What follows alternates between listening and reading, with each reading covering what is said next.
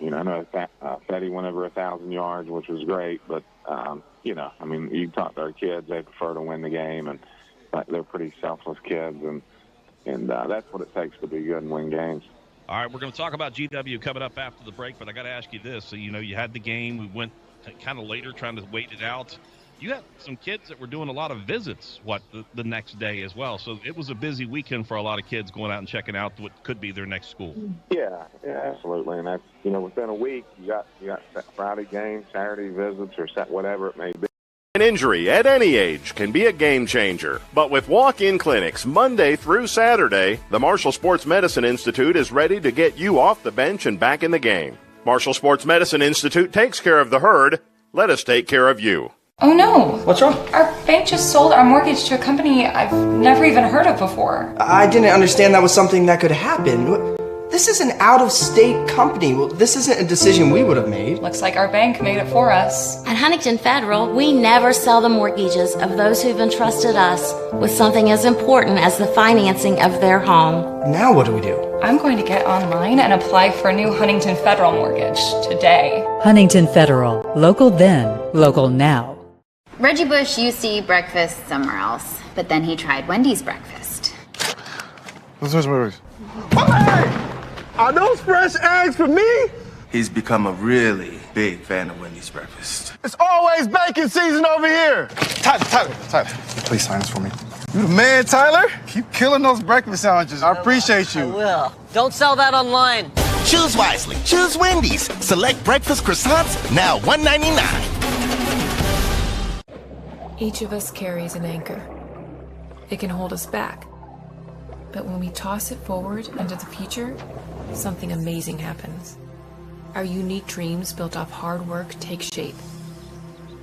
At Mount West, struggle does not mean defeat, and tough times will not divide us. So what are you waiting for? Enroll today. Go far, close to home. Mount West Community and Technical College.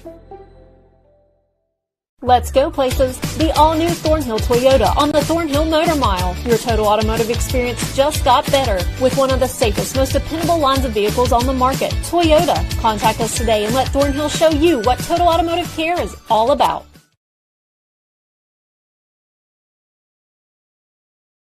And with experienced bankers to guide you along the way. We have the technology. We have the team. Call us today. We're an equal housing lender. Ohio Valley Bank. Community first. Yes. When you think of insurance, Home Team, Cabell, Midland, and Barbersville, who do you think of? You are correct. It is Midland Insurance, located on Main Street and Central Avenue in the heart of the village of Barbersville. Midland Insurance was voted the best insurance agent in the tri-state in 2000.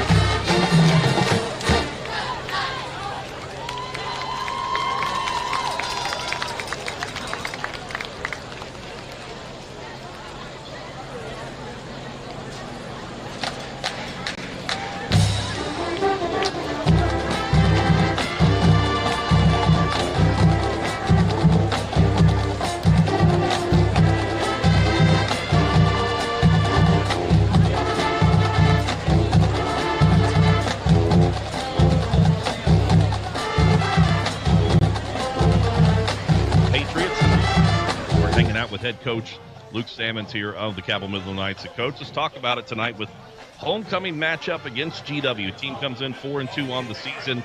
You know what you're going to get with George Washington, a well-coached team every time, a very well-disciplined team too. So what have you seen so far in film with this squad as they make their way to home? They lost 2 games. They were close games. Huntington game was, 30-14 or something like that, 30-16, and they lost to South Charleston by 1 point. It's about matchups every game, and playing well. But they're a good football team. They got some good receivers. Quarterback does a great job of getting the ball out. A lot of different formations, a lot of different things. You kind of got to prepare for everything when you play them because, the one play they're in multiple tight ends, and one play there, with no tight ends and all receivers and no running backs. So, you just got to play fundamental football. Got to be able to line up well, which our kids have done a great job of all week within our scheme. And defensively, we don't know what they're going to do, but at the same time, we kind of have a general idea from playing them in years past. But it's still adjust as you go. So you got to make adjustments, and, the kids got to adjust by the other team's alignment and all that. But that's what they're trained for, and that's why you practice. So we feel good. We know they're a good football team. Our kids understand that. They're excited about that. They like playing good football teams, and they're excited about playing at home. With GW, it's not like a Huntington or a Hurricane or even a Spring Valley. It seems like every time that we go against GW, I won't say there's bad blood there, but it's a fact that it's a very intense game. Yeah, I think they're well coached. Yeah, I've always respected them a ton. They got good players, and it's always a tough game. It's a good game. They're never out of the game. We could be up, and they can score. So it's going to be a 4-quarter game. It's a playoff type game for our kids, and it's good. It's what we need, and we're excited about the opportunity to play. And we've got to be good in special teams, and we've worked a ton on it, of course, every week, and we've gotten better. And defensively, we feel like we've gotten better, and it's a process to get better. And our kids really believe in that, and we have a lot of depth in a lot of different areas, and we feel like we're healthy, and we got to play good football to win, and it's not going to be easy. And add to it the pageantry and everything else with homecoming. Has been a fun week for the kids, and I know the ultimate goal is you want to win, but these kids also need to enjoy life right now in the way they have it. So I know homecoming festivities all week always add a little more to it. Yeah, it's homecoming and senior night all wrapped into one. We got a great program. We're blessed, but at the same, because we got a lot of people involved, and we do tailgates, and we do this and that, and then plus, there's a good culture within our program and a good culture at school, and it's fun for the kids to see, because it's important, and they work hard for that, and you want them to have fun. A lot of people think it's a distraction, but I guess it can be. But as a coach, I look at it as, we know they want to win. They worked really hard. They've had a great week of practice. So I kind of look at it as enjoy it. Enjoy, you're in high school once. Enjoy it. Be smart and focus on this game. Not everything else is noise once it's kickoff. But, it's a good thing to enjoy.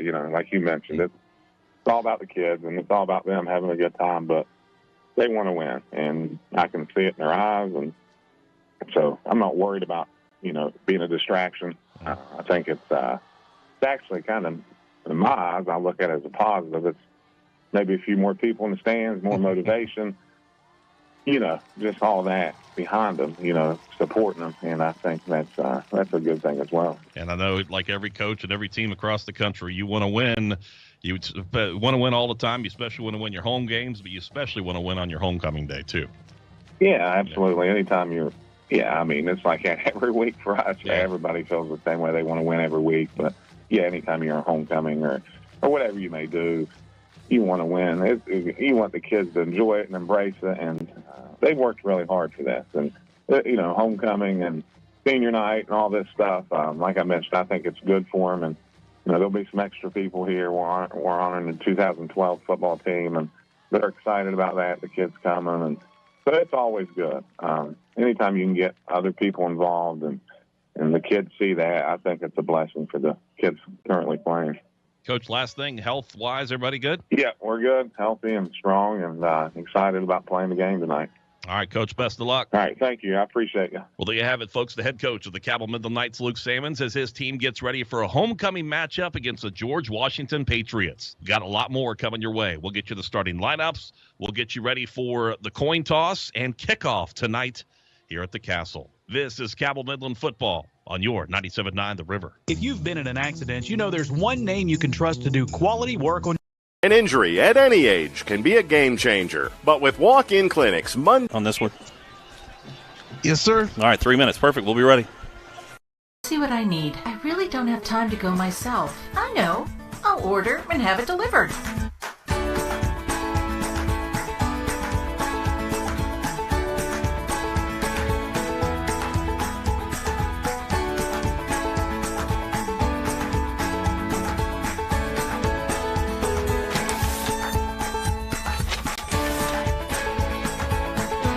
Fair, where convenience and quality meet. And now, home delivery. The Marshall Orthopedics High School Game of the Week, presented by the Marshall Sports Medicine Institute, is brought to you in part by TaxMasters ProBooks Plus is your tax and bookkeeping specialist. Visit TaxMastersProBookPlus.com or call 740-867-8333. Valley Health, quality care in your neighborhood. McDonald's is a proud sponsor of high school athletics. Stop by McDonald's after the game and celebrate with a Big Mac, fries, and a Coke. McDonald's. And Kindred Communications. Radio, digital, events, print, kindredcom.net. Yeager Airport is taking West Virginia to new heights, and we couldn't do it without you, our dedicated passengers. A new study says CRW has a $225 million impact on the local economy and is responsible for nearly 3,000 jobs. Flying with CRW does more than just connect you to the world. Flying with CRW puts West Virginians to work and money back into your community. Yeager Airport, your gateway to the world. An injury at any age can be a game changer, but Marshall Orthopedics, the area's only comprehensive sports medicine practice, is ready to get you off the bench and back in the game. Marshall Orthopedics takes care of the herd. Let us take care of you. Planning for a funeral is never easy, and selecting the right mortuary can be important. Family owned and operated for over 6 decades, our family has helped other families going through the most difficult time. Chapman's Mortuary and Crematory can help you plan arrangements today or offer a pre-need funeral plan in line with your intimate wishes. And now, we provide Huntington's only on-site crematory. Call us for a free consultation. Chapman's Mortuary and Crematory, serving the tri-state for over 60 years. Been to Oscar's Breakfast, Burgers, and Brews lately? Notice anything new? How about breakfast served all day? Plus burgers served all day. In fact, everything in the menu is now available from open till close. And space, a heck of a lot more space, at their brand new location in the River Place Plaza in Barboursville. Oscar's Breakfast, Burgers, and Brews. Order online at oscarsbbb.com. Coach Salmons and the Cabell Midland football team would like to thank all of their sponsors for their generous donations this season. If you'd like to support the Knights, please email for more information. Cabell Midland football, always earned, never given.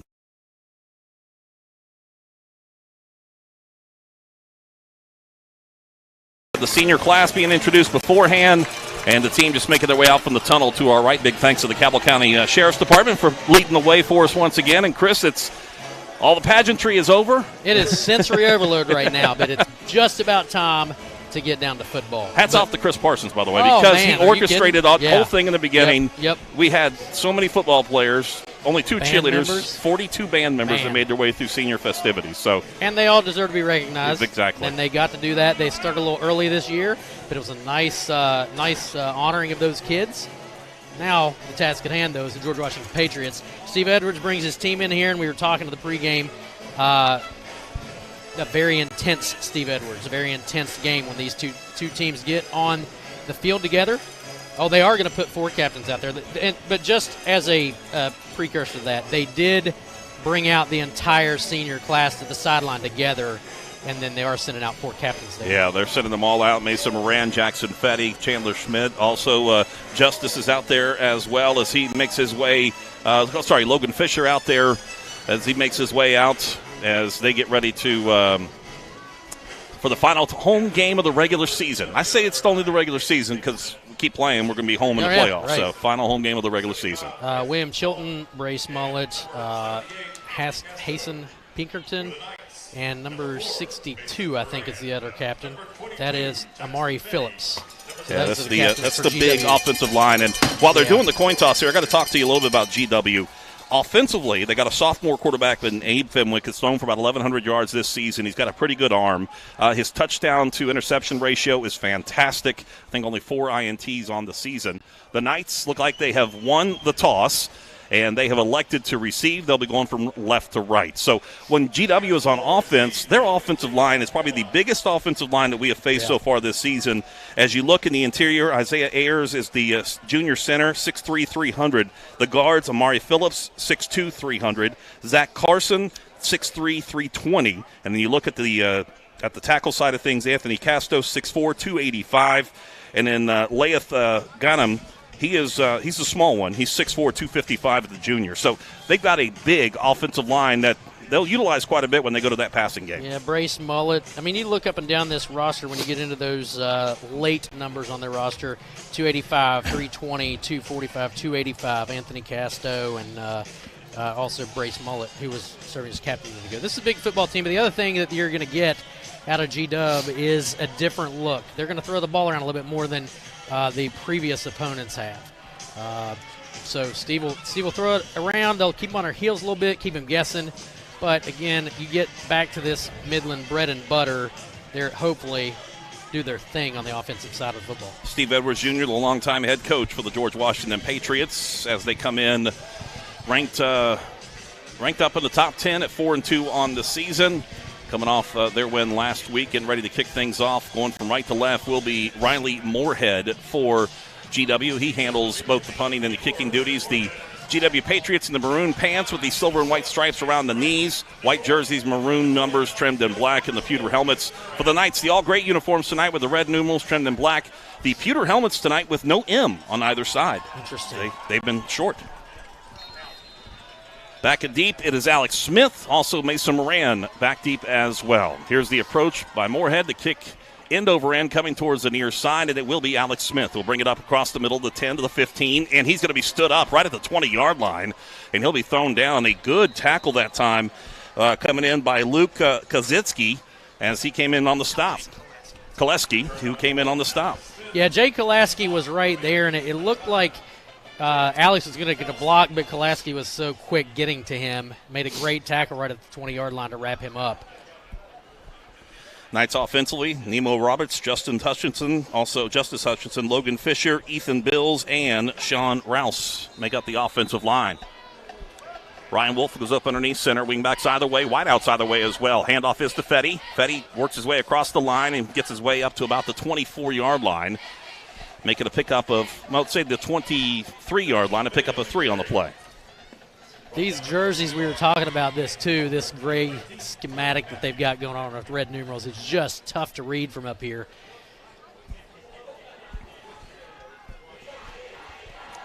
Knights last week went double tight ends. This week they're going 2 wideouts. Alex Smith towards the near side. Here goes Wolf.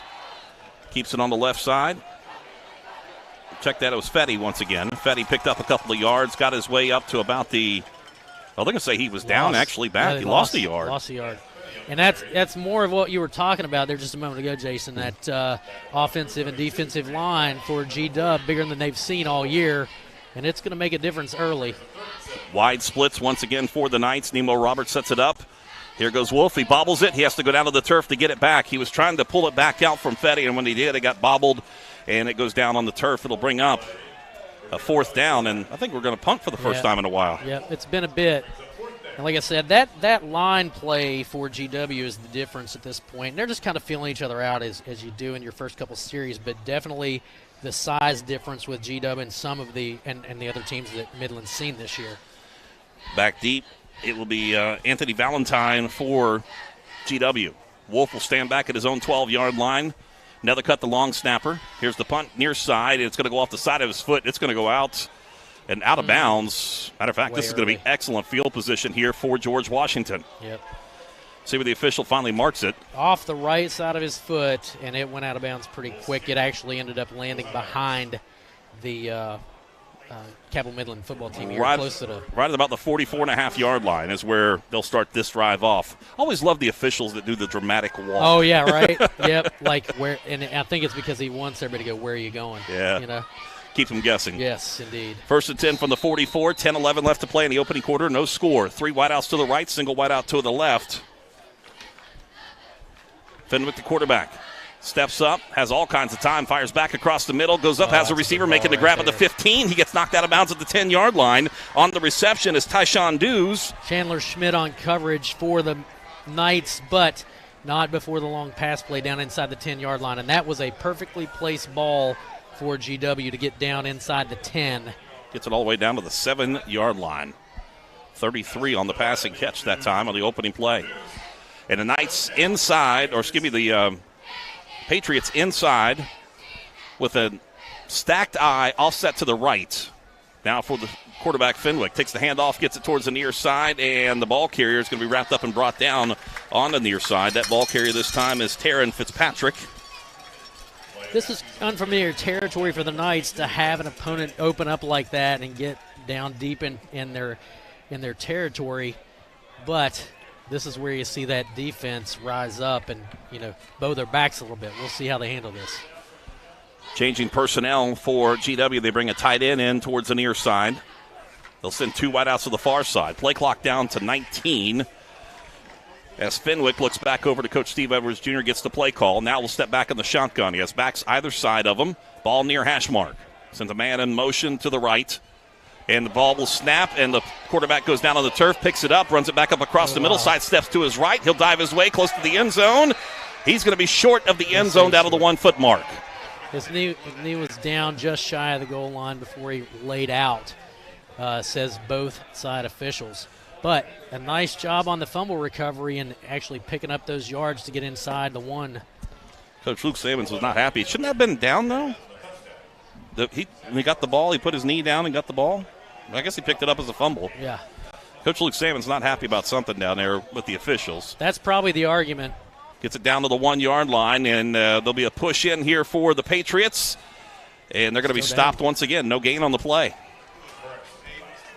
He kind of laid out backwards that time, backed into the line of scrimmage and fell over. No. They say he was down again, just no gain. That was Fenwick, the quarterback, once again. 8:20 left to play. Here in this first quarter, 4th down and goal.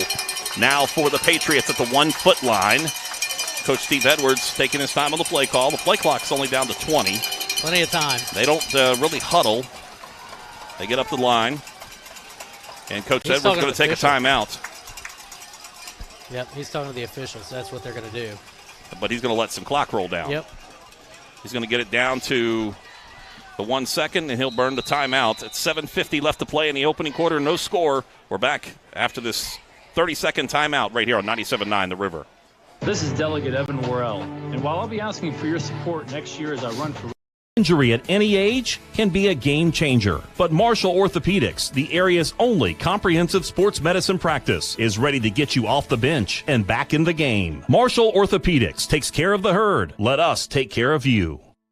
The Marshall Orthopedics High School Game of the Week, presented by the Marshall Sports Medicine Institute, is brought to you in part by Jason W. Elkins at Elkins State Farm Agency. Jason can help you find coverage that works for you. Jason W. Elkins, State Farm Agent, 4346 5th Street Road, Huntington. The Governor's Highway Safety Program wants to remind you to drive sober or get pulled over. And Kindred Communications, radio, digital, events, print, kindredcom.net. Thornhill is now your #1 destination for new and pre-owned Toyotas, plus our top-notch Toyota certified parts and service center. We're eager for this new opportunity to continue serving our local community. Alive on the near side. Fenwick takes a snap, pushes behind the line, and he'll get in the end zone. Touchdown, George Washington.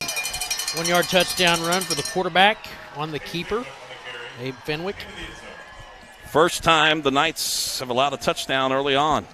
Yeah, like I said, unfamiliar territory for the Knights, but Fenwick able to punch it in. 3 hard played downs. Well, 2. They got the long pass planted 2, and then they punch it in on a 1 yard touchdown run.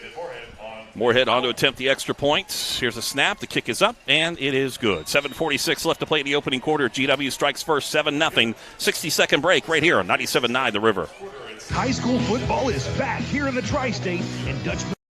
Jillian, I go here to Cabell, Midland. I've been twirling kind of forever since I was like 5. This summer I went to some baton camps, toured a lot of colleges, architecture program at the University of Cincinnati. I'm the featured twirler for the Marching Knights, so we work all the time. We're here 4 weeks in the summer, 8 to 5, so it's a lot of hard work, but it's really worth it whenever you get to perform. Last year, impaired drivers were the cause of 32% of all fatal crashes in West Virginia. On average, there are 9,000 drivers arrested each year for driving under the influence of alcohol and other drugs. Law enforcement wants to ensure drivers are making the right decision before they get behind the wheel. So if you have a friend or loved one that is too impaired to drive, take their keys call a cab, or find them a safe ride home. In West Virginia and surrounding states, officers want to remind you to drive sober or get pulled over.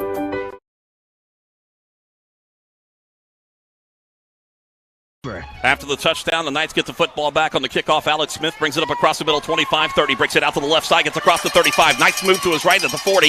Nice spin move at the 45 before he finally wrapped up and brought down.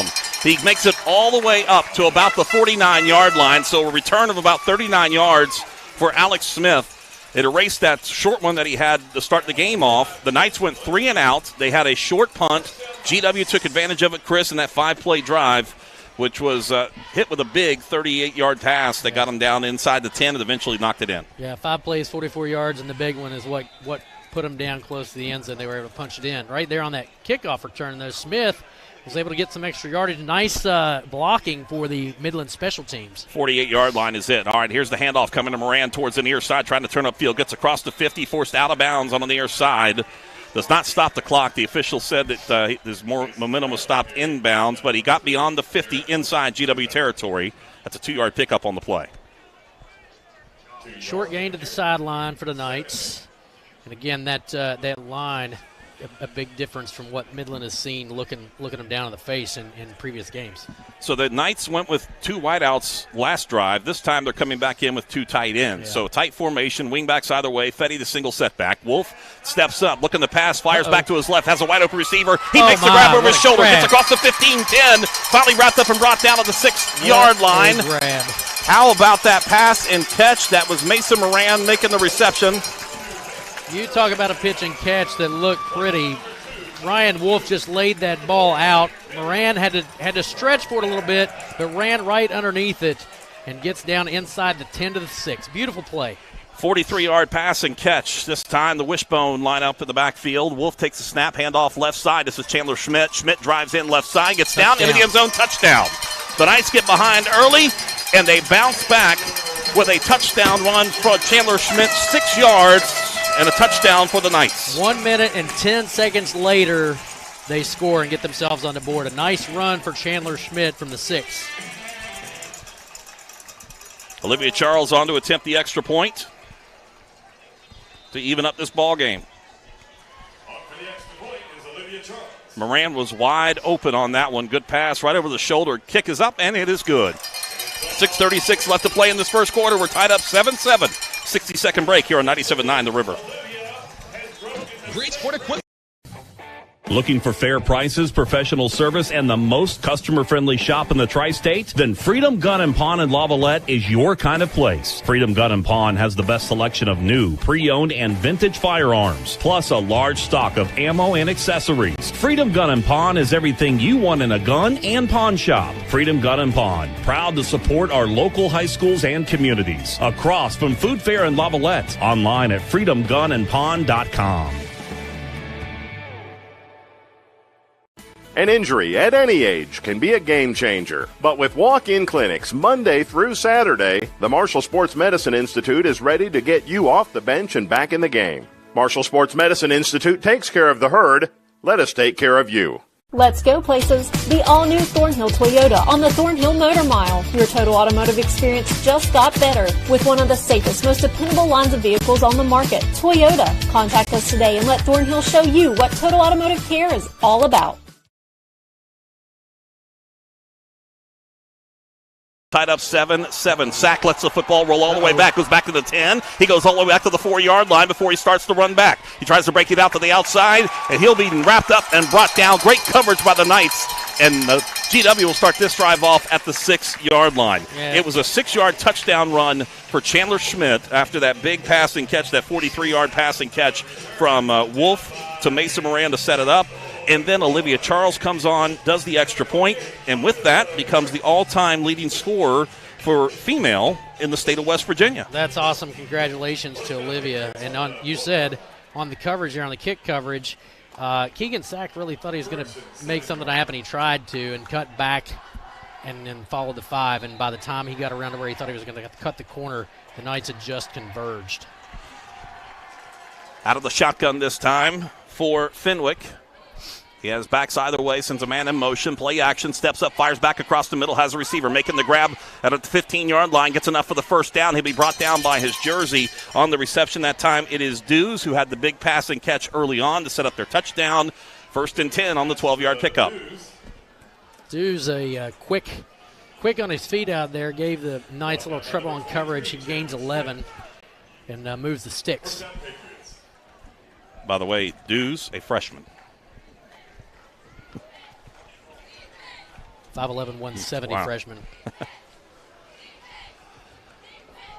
Fenwick gets the play call from the far sideline from Coach Steve Edwards, Jr. Out of the gun, has a back offset to his right, sends a man in motion. Handoff is to the back. He goes right side. He'll be wrapped up at the line of scrimmage. Nemo Robertson there on the stop to lead the way for the Knights. On the ball carry, the ball carrier that time was Haston Pinkerton. And a pickup of a couple of yards on the play. Yeah, Shoemaker and Roberts were right there on that tackle. Short gain for the Patriots. Hopefully the Knights figured out how to close those holes down. 5:22 on a rolling clock. GW taking as much time as they can. They know they want to keep the football out of the Midland offense hands. Fenwick out of the shotgun, takes a snap. 3-step drop, steps up, now feels the pressure, tucks to his right, rolls out, having tuck it and run. Gets up across the 30, gets enough for the first down. And he'll be wrapped up and brought down at the 33-yard line. Flag at penalty the 12. flag. We got a holding call against GW. It'll bring it back. Yep. Here's the bad thing about it for GW. Line of scrimmage was at the 22-yard line that time. The flag is all the way back at the 12. Those are the silly ones that hurt you, and they ended up turning that play into something. And then that once the ball had actually gotten away from back inside the 15, the penalty was after that. Yeah. The back had already gone for positive yardage, and then they've got to back it up because of a silly mistake. And those, we say this every week, those are the ones that are so frustrating as a coach, especially in a game like this. They come in thinking they're going to keep Midland on their heels, keep the football themselves a little bit, maybe try to throw something in on the Knights here tonight. And the Knights are going to give it back as they jump off sides. So 2nd down and 22.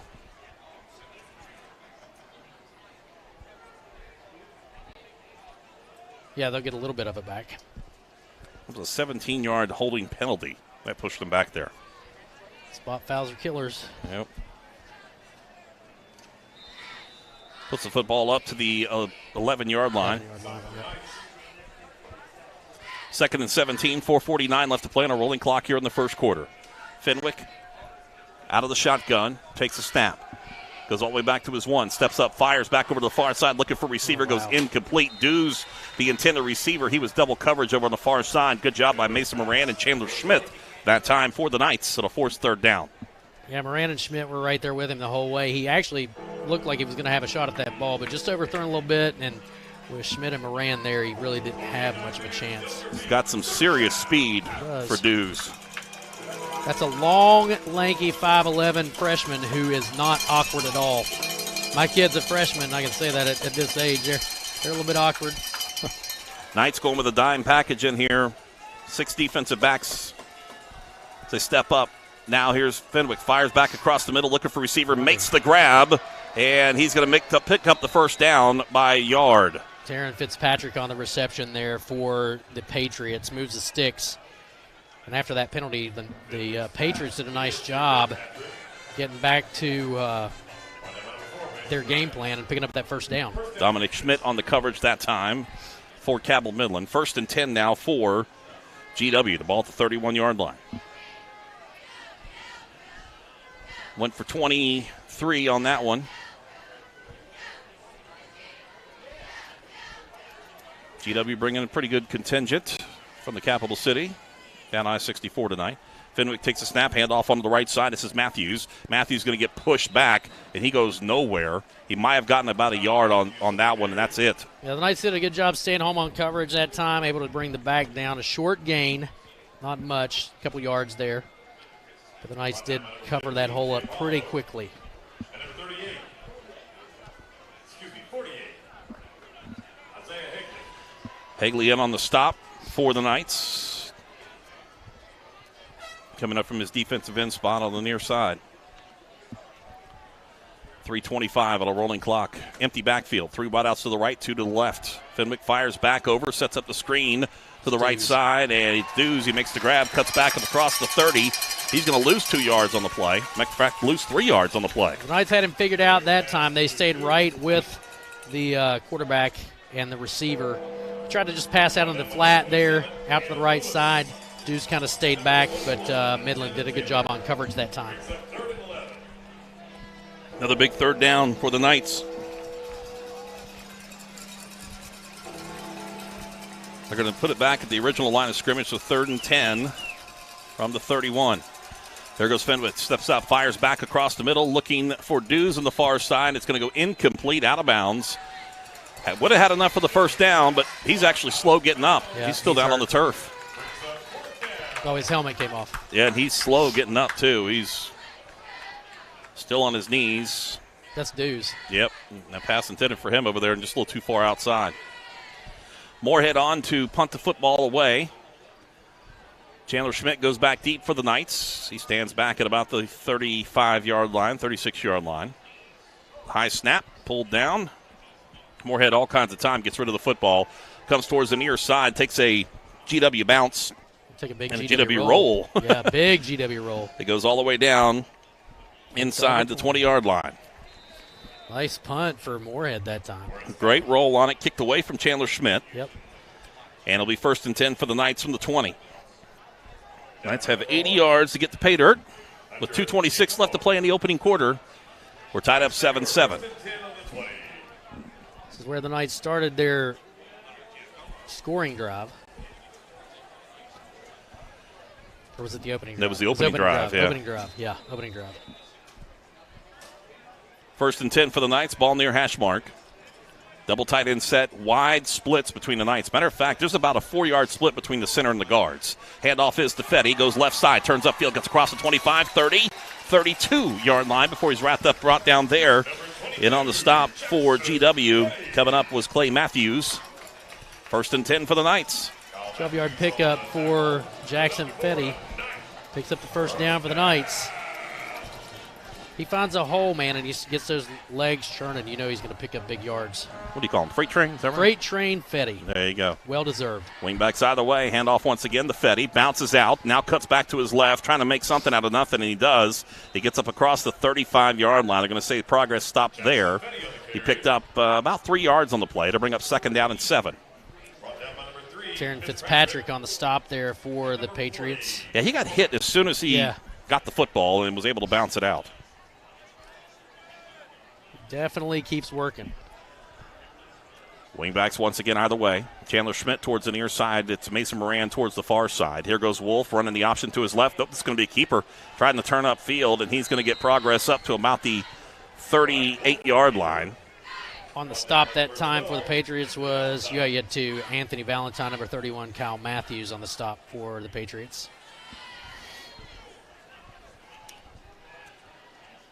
3rd down and a long 4 coming up for the Knights. The ball at the 38-yard line, far hash mark. Wolf gets the team huddled up. Jet sweep to Moran. Well, you got a wide side to work with, too, here. Yeah. So Moran's going to split over to the far side. Chandler Schmidt towards the near side. Single set back Fetty. Wolf sends a man in motion, and somebody jumped. Yep. No call. And it's going to be no gain. Handoff went right up the middle. Yeah.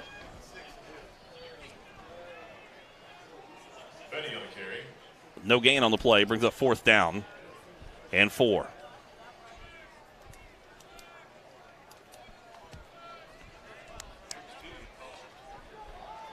All right, the Knights are going to go for it. They got to get to about the 42-yard line for the 1st down. Wolf up underneath center, sends Moran in motion. And there's Jumped. Once again, GW jumps, no call. Coach Luke Sammons looks back over. He's going to call a timeout. As a matter of fact, we hit the end of the quarter, so doesn't have to burn the timeout. Doesn't have to burn the timeout. 7-7 at the end of the 1st here in Ona on homecoming. The Knights and GW will continue with 2nd quarter action next right here on 97.9 The River. He's jawing. Attention players, band members. Out? Hungry? Have kids? Looking for a fun, casual joint? Then Roosters at Pullman Square in Huntington is the place to be. Bring the kids 12 and under on Tuesdays, and they eat for just 99 cents all day long. That's right, an entree, 2 sides, and a drink for less than $1. Plus, Tuesday at Roosters means a featured appetizer all day for just $2. Roosters will lighten your mood and not your wallet. And you can always enjoy your favorite sports on Roosters 40 TVs. Roosters at Pullman Square in Huntington, a fun, casual joint.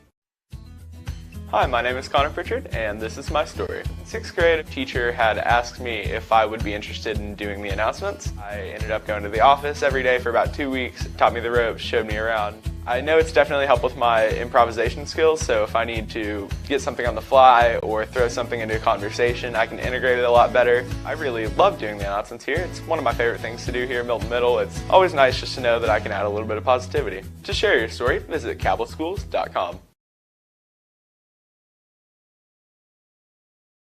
The other side of the field, the Knights will send Ryan Wolf back to punt. He works to his right, punts the football. Another short punt once again. It's going to take a bounce at the 41-yard line. Gets across the 40, 35. Gets a good Knights roll all the way down to about the 21-yard line, 20-yard line. So didn't look like a pretty punt, but it'll be a first down.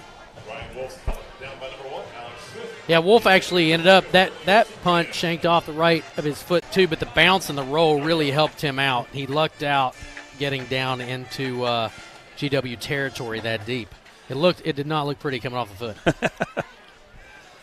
So it'll be 1st and 10 from the 30.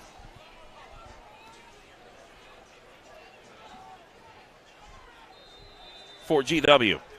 11:46 left to play in this first half. We're tied up 7-7. 3 wideouts to the left. Actually, 2 wideouts to the left, 2 to the right. Single setback. Fenwick takes a snap, steps up, fires back across the middle, has a receiver, makes the grab at the 44-yard line in between triple coverage. And a great job going up and get it there with Hayden Hatfield for the Patriots. Gets it all the way up on a 12-yard pickup. Mason Moran pass on the stop there, converging on the receiver, but not before they can move the sticks. 1st and 10 for the Patriots. Once again, 2 wideouts either way. Single setback is Keegan Sack. He'll be offset to the right of Fenwick. Fenwick out of the shotgun. He'll step up into the pocket, fires back across the middle, has a receive, make a grab, 48, cuts across the inside Midland territory, the 50, still on his feet to the 45. He'll be wrapped up and brought down there with about 4 gray jerseys. That's a 13-yard pickup on the play. And another first down for GW. Cam Reed on the reception there for the Patriots, and he was all by himself out in the middle of the field. The coverage for the Knights came back to him, but not before he picked up another first down. The officials stop play for a minute. Looks like we have an equipment issue for one of the GW players. And looks like they get it fixed. So 1st and 10 now for the Patriots. The ball at the 45-yard line. 2 wideouts towards the near side, the wide side of the field. Fenwick steps up, now feels the pressure, fires back towards the near side, and it goes incomplete. Good job defensively coming in on the stop for the Knights. That was Tevin Taylor. Did a great job of knocking it away. Yeah, right as the ball arrived, he just kind of smacked it out of the hands of Cam Reed, who was the intended receiver. Nice coverage there by Tevin Taylor.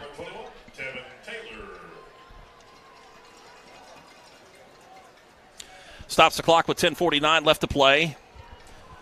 In this first half, we're tied up 7-7. Patriots with 2 timeouts remaining. Midland with 3. 2 wideouts near side.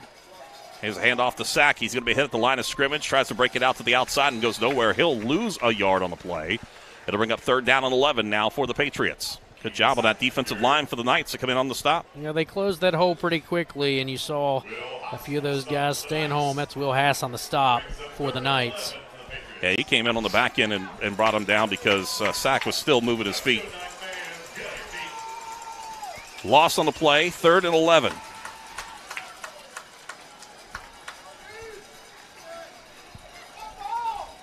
Sixth play of this drive, and a big 3rd down for the Knights. Man in motion going over to the far side. Here goes Fenwick, steps up, fires back over to his left, has a receiver. He makes the grab, and he's going to be right at the first down marker. He got a good spot on that one. So he got all the way to the close. They're going to say he got to the 35-yard line. That'll be a first down. Well, now they're going to measure.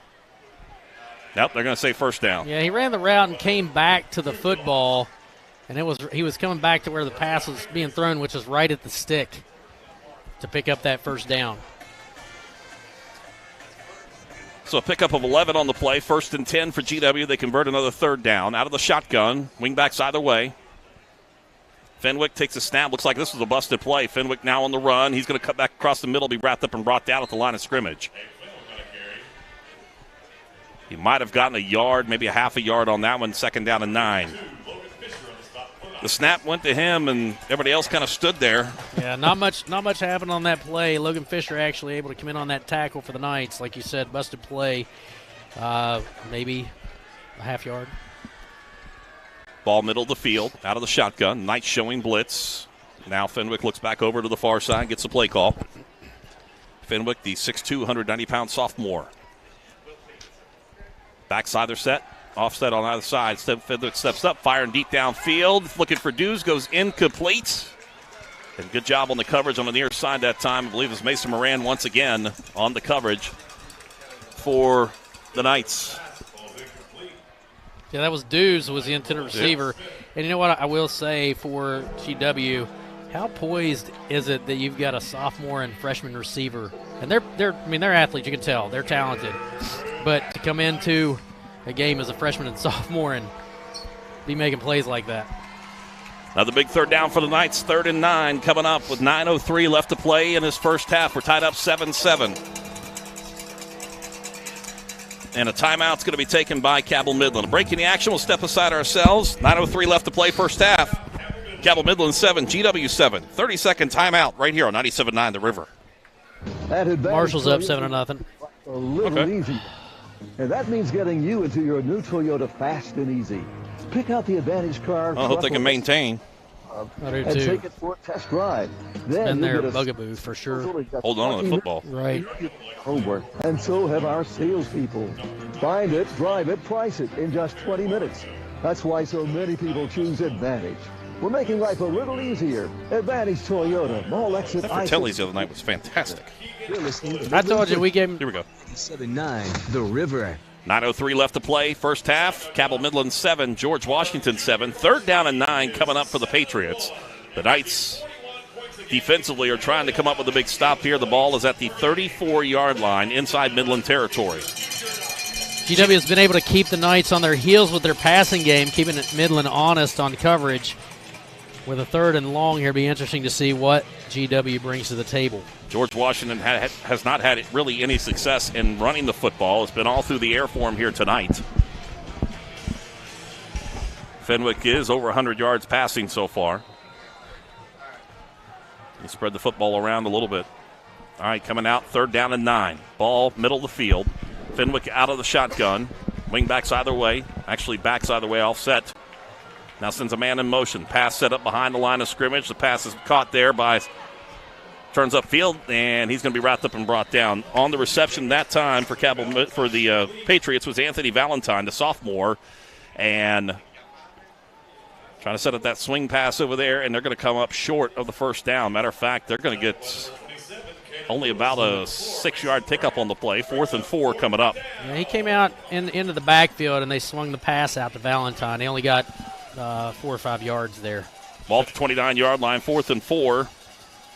Let's see if the Patriots try to go with a hard count here. Fenwick out of the shotgun. Play clock down to 15. Gets the play up to his line of scrimmage. 2 wideouts to his left. Will send a man in motion towards the near side. Fenwick steps up, 2-step drop, fires back to the left as a receiver, goes in and out of his hands, incomplete, and they'll turn it over on downs back to Cabell Midland. Dude's the intended receiver, and he actually looked downfield before he had caught the ball. I think he was looking for the mark instead of trying to bring the ball in. My dad always told me hit him in the worst place, right in the hands. Yeah, right in the hands. Yep. 1st and 10 for the Knights. They take over on downs. And Wolf will break the huddle. Ball at the 29-yard line.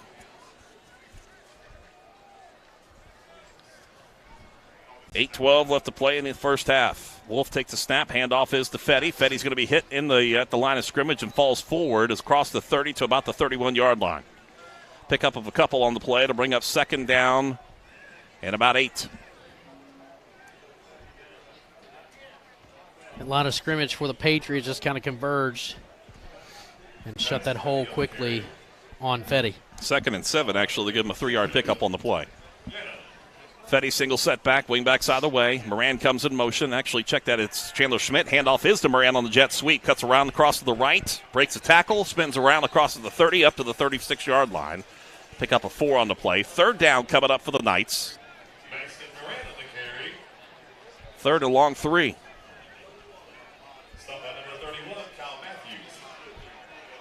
Judging by that, how they've keyed in on Fetty tonight, I'm sure that was the focus of their tape review of this week. Those wide splits once again for the Knights.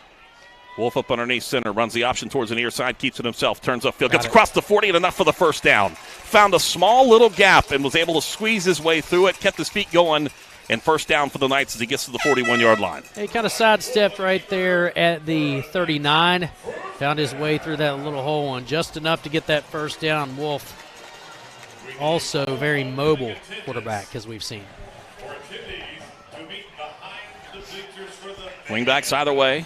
Moran towards the near side. Chandler Schmidt on the far side. Schmidt comes in motion. Handoff is to him on the jet sweep. Has a lead block this time. Gets a great block. Turns upfield. Gets across the 45. Stiff arms his way across the 50. Finally forced down at about the 48-yard line. Beautiful stiff arm. Taryn Fitzpatrick was the one who finally was able to bring him down and out of bounds, but not before Taryn Fitzpatrick got a face full of Moran. He pretty well just carried him out of bounds with him. He had his hand just stuck out right on the helmet. Nice run. 11-yard pickup on the play.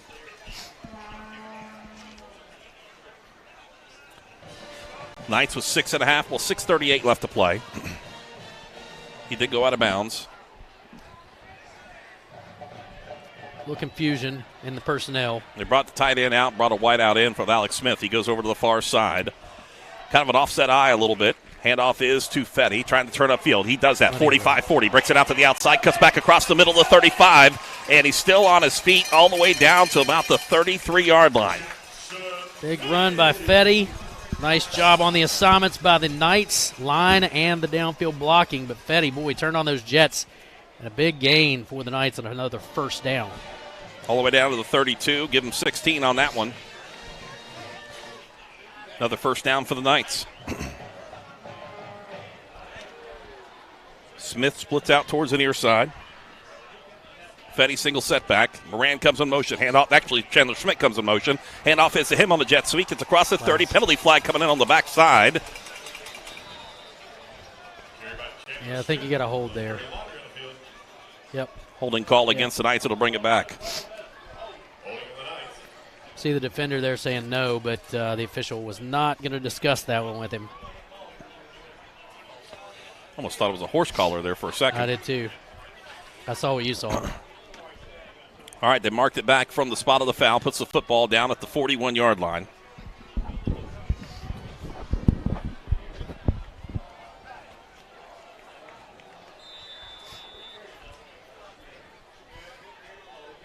.41. It'll be 1st and 19 coming up for the Knights.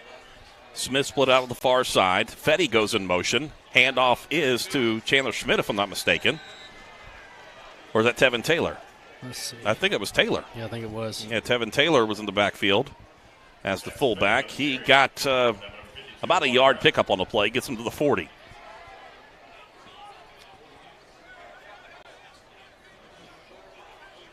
Even with binoculars, those jerseys are tough to read I from know. up here. It's tough.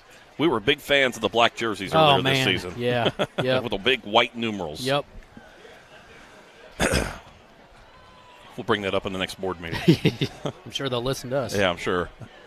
Smith split out towards the near side. Wingbacks either way. Wolf up underneath center. Here comes Mason Moran in motion. Handoff is to him. Penalty flag down once again. It's actually Chandler Schmidt. Goes out to the outside. Gets across the 25-20. Inside of the 15. And another penalty flag back at the 37-yard line.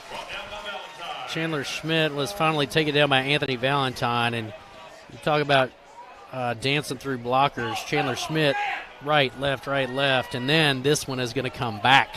Chop block. Going to be called That's a against tough call. Cabell Midland. That one's back at the 37-yard line. So we'll try second down again. Again, a spot foul, so that one's going to go back to the 47. So we've gone from the 48 to the 32, back to the 41, and now the 47. Second and 25. 4:55 left to play, first half. We're tied up 7-7. Ball middle of the field. Handoff is to Fetty on the jet sweep. Fetty turns upfield, gets across the 45 to the 40, cuts back to the middle, the 35 to the 30, gets tripped up as he dives his way across the 30 to about the 28-yard line. Fetty found a big hole, but also giving chase there was Heath McCormick for the Patriots. He probably saved a big run there for the Knights. 29-yard line. 29-yard line is where they put the football down this time. Third down and about 7 for the Knights to keep this drive going. Taylor to single setback. Fetty wing back towards the near side. Handoff is to Taylor. He goes airborne, gets up across the 25. We're down to the 25-yard line. Fourth down and about 3 coming up.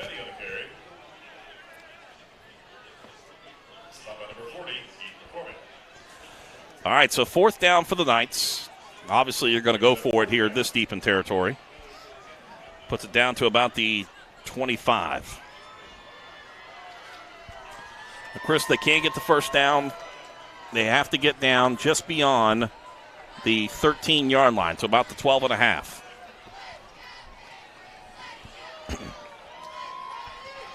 Ball far hash mark. Smith split out towards the near side. Wingbacks either way. Brandon motion, they jump again. No call. And Coach Luke Salmons is fuming here with the officials now. He calls a timeout. Yeah, he's livid. That's the third or fourth time that's happened tonight, and no call, and Coach Salmons is livid. He's still letting the officials know about it. That headset might not be the same. And they're going to wave off the penalty flag because there was a timeout called by the Knights. Through keep it right here with 3:17 left to play. That was timeout number 2 for Cabell Midland. Those no calls are That's obvious, about the third or fourth one tonight. To a blind man, my friend. Those are tough to deal with when you're not getting the call. I can understand the frustration. Yeah. 7-7 our score with 3:17 left to play. We welcome all of you that are watching us on our Kindred Digital Sports presentation here tonight, brought to you by Marshall Orthopedics and Marshall Sports Medicine Institute. All of you watching there are on Facebook pages and websites all around and YouTube. All of you listening to us on the radio here on 97.9 The River. Fourth down. All right, here we go with the Knights out of the timeout. Does a hard snap count matter? So far it hasn't.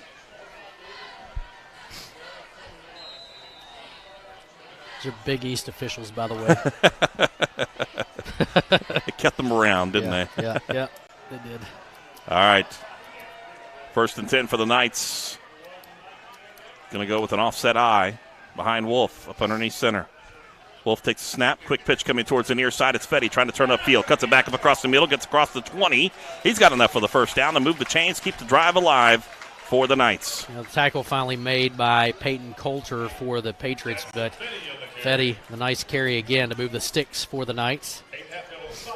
Gets down to the 20. 5-yard pickup on the play. First and 10 for Cabell Midland with 2:59 on the rolling clock here in this first half. We're tied up 7-7. Ball near hash mark. Smith lined up as a wideout towards the near side. Here's the handoff now to Moran. Actually, check that. I believe it was Moran. Tevin Taylor on the carry this time. He's getting a lot of play here in this drive. Dominic Schmidt will check into the lineup now. Pickup of about 3 yards on the play. Make it 4 yards as he gets down to the 16.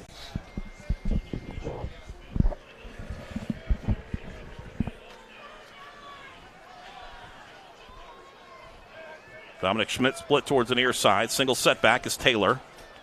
There goes Chandler Schmidt in motion. Handoff is to him up the middle. Gets across the 15. Breaks it out to the outside of the 10. Lowers his shoulder. Dives his way down to about the 1 yard line. First down for the Knights. First and goal from the 1. 14-yard gain for Chandler Schmidt. And they'll officially mark him at the 2. You got to think you're calling 22 here. 14th play coming up here on this drive. Ball at the 2 yard line with 2:02 left to play and a rolling clock. Here in this first half. GW will get the football to start things off in the second half. After the Knights won the opening coin toss. Out of the wishbone. Fetty is the fullback. Handoff is to Fetty. Actually, Chandler Schmidt, he goes into the end zone. Touchdown. We finish it off. Finish that off with a touchdown run for Chandler Schmidt on the 14-play drive. And the Knights get back out in front 13-7. Chandler Schmidt, touchdown run number 2 here on homecoming night. 2 yards out. He had a 14-yard carry to get him down to the 2 before that. Olivia Charles on to attempt the extra point. Good snap, good hold. The kick is up, and it is good. 1:39 left to play in the first half. Cabell Midland 14, GW 7, 60-second timeout right here on 97.9 The River. It's that time of year again. Football. Injury at any age can be a game changer, but Marshall Orthopedics, the area's only comprehensive sports medicine practice, is ready to get you off the bench and back in the game. Marshall Orthopedics takes care of the herd. Let us take care of you. The need to try to be like somebody else or try to like one up somebody else. In my generation, it was keeping up with the Joneses, and I think that can be distracting. But I think that students, kind of like you were talking about earlier, I think that creating your story, that every person's unique. So like if you can tune out those other things, like there's room for you to be you and for you to do your thing, and it all fits together like a puzzle. Coach Salmons and the Cabell Midland football team would like to thank all of their sponsors for their generous donations this season. If you'd like to support the Knights, please email for more information. Cabell Midland football, always earned, never given. Your home for Cabell Midland football, 97.9 The River. Well, about a 7-minute drive, 14 plays, 71 yards. Chandler Schmidt with a couple of runs, and eventually the 2-yard touchdown run to knock it in for the Knights. Here's the kickoff by Olivia Charles, fielded in over the far side. The ball carrier kicks it up at the 26 and works his way across the 30 to about the 35-yard line. That was sack on the return. It'll be 1st and 10 now for GW with the minute 32 left to play. Patriots with 2 timeouts remaining here in this first half. Toss it around a little bit. Give it a couple shots here, I bet. Like you said, they've been unsuccessful with the ground game for sure. Alex Smith will be over towards the near side. He will be guarding Tyshawn Dews. And they might get one-on-one coverage here. Looks that way. I formation for the first time tonight for GW. Fenwick goes underneath center. He'll hand it off left side over to Dews, trying to turn up field on the jet sweep, and he goes out of bounds at about the 41, 42-yard line. Room to run, and he gets out of bounds, which will stop that clock. He actually lined up as the wideout here to the near side, and on the little reverse, they call Dews' number, and he picks up 6 or 7 officially. 2nd down and 3 coming up. 2 wideouts either way. Single setback. Offset to the right of the quarterback. And Fenwick out of the shotgun. Takes a snap. 2-step drop. Fires back to his left. Has a receiver. Makes the grab as he goes out of bounds for the first down. Hayden Hatfield on the reception over there. He got beyond the 45 to about the 46. Good enough for the first down. Move the chains. Needed 3. Picked up 4. Getting that clock stopped, which is exactly what they wanted to do here. Working the sidelines. Fitzpatrick split out over the far side. Also Hayden Hatfield on the far side. Near side is Giacomo, as well as Tyshawn Dews on the near side for GW. Here's Fenwick, steps up, no pressure. Now feels the pressure, and Nemo Roberts comes in and brings him down for the sack. Yeah, boy, Big Nemo came right through there and from behind took him down. He was looking to throw the football still. Did not have any idea that Nemo was there, and Nemo with a big sack and a big loss for the Patriots. Gets it to the, takes him back all the way to the 38-yard line. Under a minute left to play. Coach Steve Edwards electing to hold on to that timeout. 2 wideouts either way. Fenwick out of the shotgun. Second down. Now they call a penalty. Yeah, of course. Then they're going to get a false start against GW. Against GW, okay. I'm surprised by that. Me too. Surprised by that. 5-yard mark-off puts it all the way back to the 33.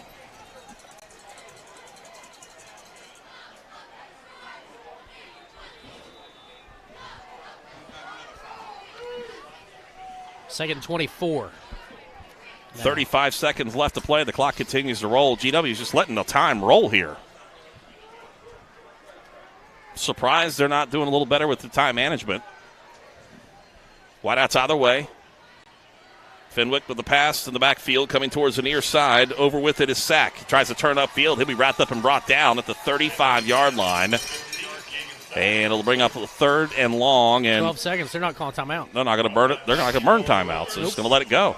Wow, that's surprising. I was surprised too. 5 No seconds, timeout 4 called. seconds, 3, 2, and 1. And GW electing not to take their timeout. Then we'll go to the end of the first half with Cabell Midland on top by a score of 14-7. As GW will get the football back to start things off in the second half. Homecoming festivities getting ready to happen. GW marching band making their way out on the field to our left. The Knights, they'll hold up on the near sideline to allow GW to make their way across the field, but GW will take their time to get across the field. No urgency, and the officials will not start the clock until everybody has cleared the field. Now, Coach Luke Salmon still continuing to give an earful to the officials here tonight.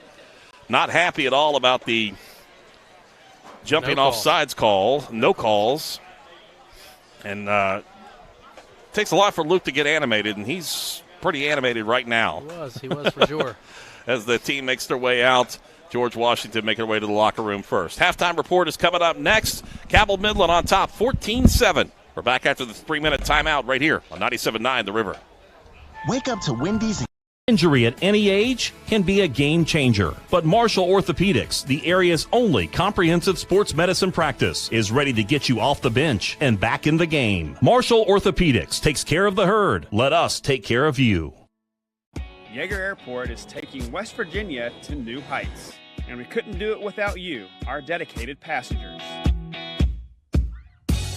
A new study says CRW has a $225 million impact on the local economy and is responsible for nearly 3,000 jobs. Flying with CRW does more than just connect you to the world. Flying with CRW puts West Virginians to work and money back into your community. Yeager Airport, your gateway to the world. Let's see what I need. I really don't have time to go myself. I know. I'll order and have it delivered.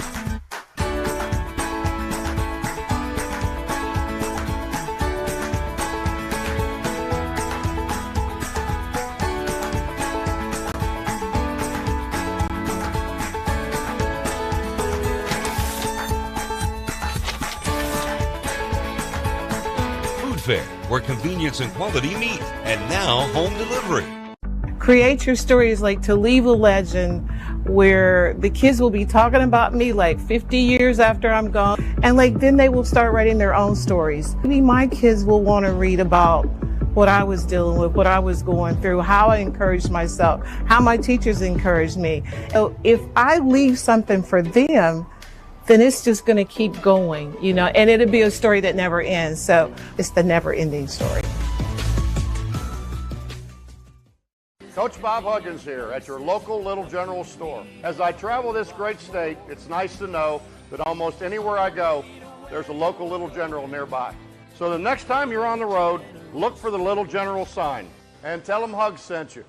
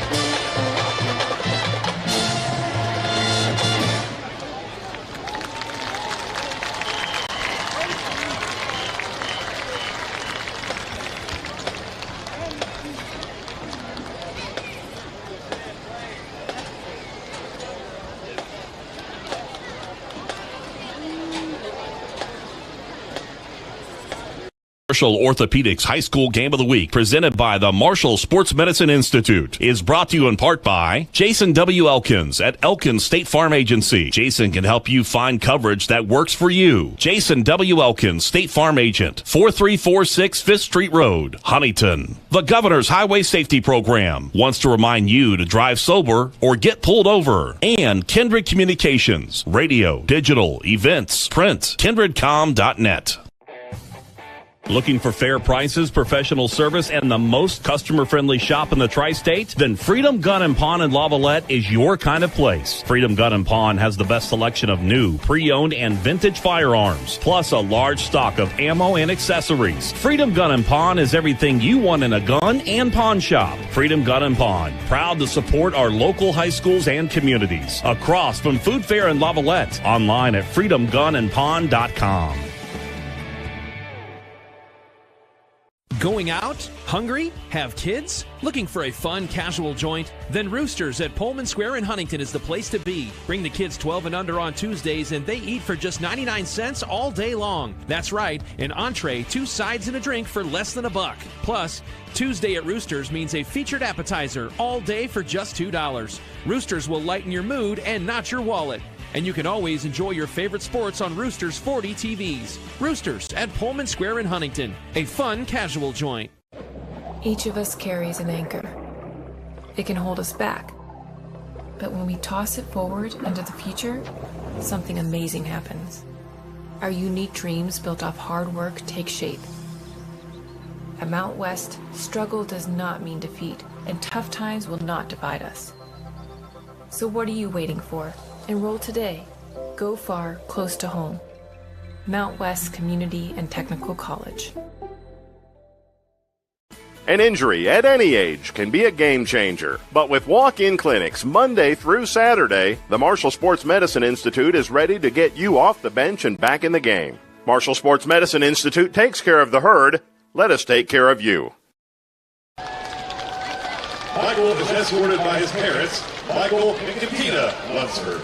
Michael is a member of the CMHS football and basketball team and enjoys working out, hunting, and fishing.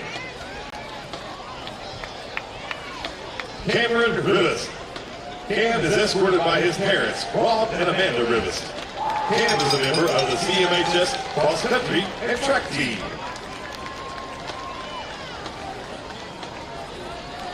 Ben Whitmore. Ben is escorted by his parents, Dr. Daniel and Miss Stacy Whitmore. Ben is a member of the CMHS cross-country team, track and field team, member of the Reclaim Church Youth Group.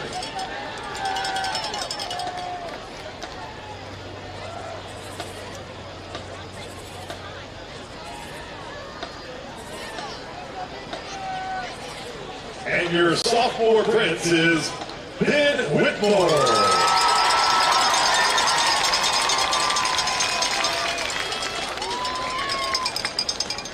Junior Prince candidates, Brayden Ellswick. Brayden is escorted by his father, Jeremy Ellswick, and his mother and stepfather, Samantha and Justin Stiles. Brayden is a member of the CMHS cross-country team, track and field team, and the basketball team. Levi Marshall. Levi is escorted by his mother, Leanne Marshall. Levi is a member of the National Honor Society and the CMHS basketball team. Luke Marshall. Luke is escorted by his father, Herschel Marshall. Luke is a member of the National Honor Society and the CMHS basketball team.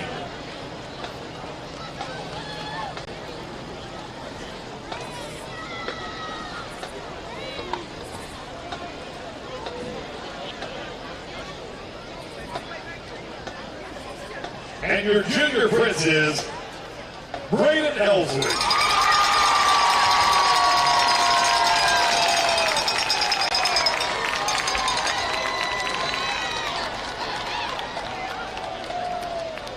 Senior King candidates, R.J. Blankenship. R.J. is escorted by his mother, Robin Blankenship, and cousin, Alyssa Mills. R.J. is a 4-year Collegium member, Key Club member, Tri-M Music honorary member, and member of the MU Alpha Theta. Jackson Betty. Jackson is escorted by his parents, Stephanie and Eric Betty. Jackson is a member of the CMHS football team, basketball team, baseball team, student council, and the National Honor Society. Nehemiah Roberts. Nemo is escorted by his parents, BJ and Tasha Roberts. Nemo is a member of the CMHS football team and plans to be a defensive lineman for the Kansas City Chiefs.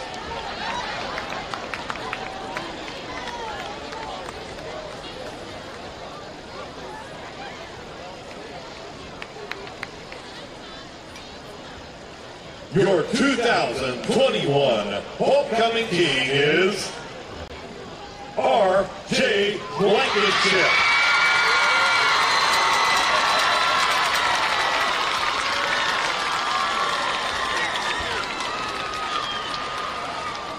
Freshman homecoming attendants are Winnie Bird. Winnie is escorted by her parents, Melissa Foster Bird and Steve Bird. Winnie is a CMHS varsity cheerleader.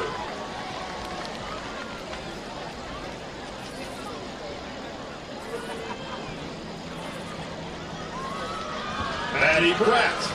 Maddie is escorted by her parents, David and Jennifer Pratt.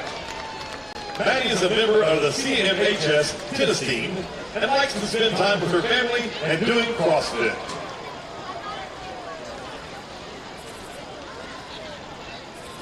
Holly Watts. Holly is escorted by her parents, Michael and Alicia Watts. Holly is a member of the CMHS junior varsity volleyball team and has played travel volleyball for 3 years.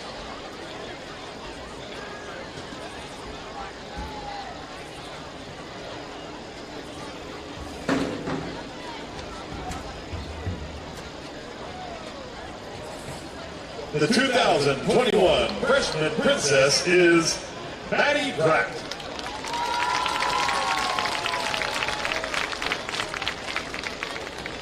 Our sophomore homecoming attendants are Dakota Freeman.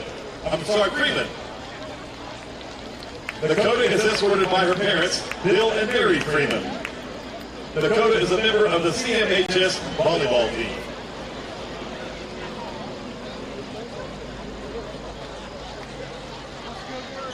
Holiday Johnson. Holiday is escorted by her parents, James and Courtney Johnson. Holiday works with the CMHS greenhouses and a member of the CMHS stage crew.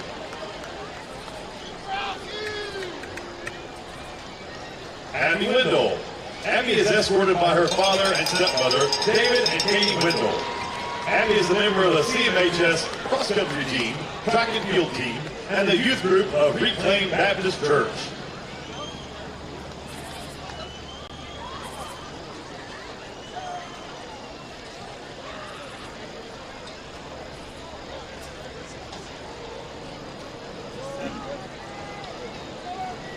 And your 2021 sophomore princess is Dakota Freeman.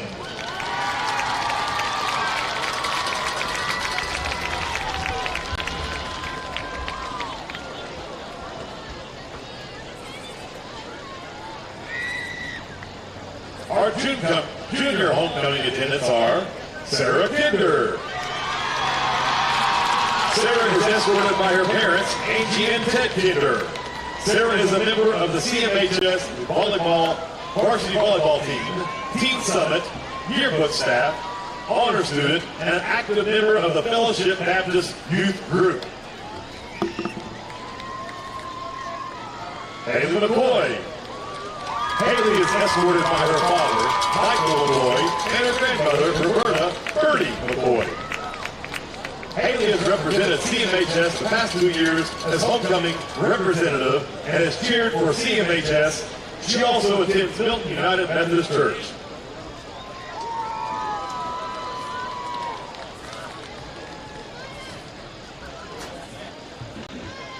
'21 Junior Princess, following her sister, Miss Marshall's, Sarah Kinder.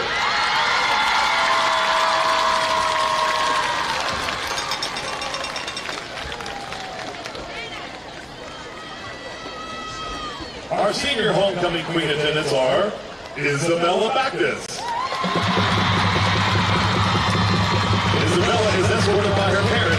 Patricia and Ted Backus.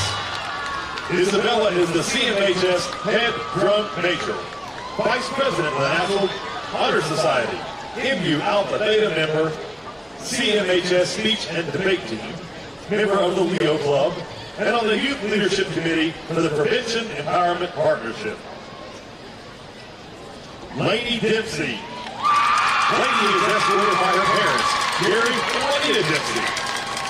Lainey is a 4-year CMHS varsity cheerleader, MSAC All-Conference Cheer Team, member of the National Honor Society, Famous Superstars D2 Summit Level 5 champion, Famous Superstars Level 6 ranked 10th in the world, and member of the Central Free Will Baptist Church. Madeline Neal. Maddie is escorted by her mother, Veronica Swope, her father and stepmother, Danny and Chris Neal. Maddie is a member of the CMHS Student Council and loves to take care of horses and all her dogs.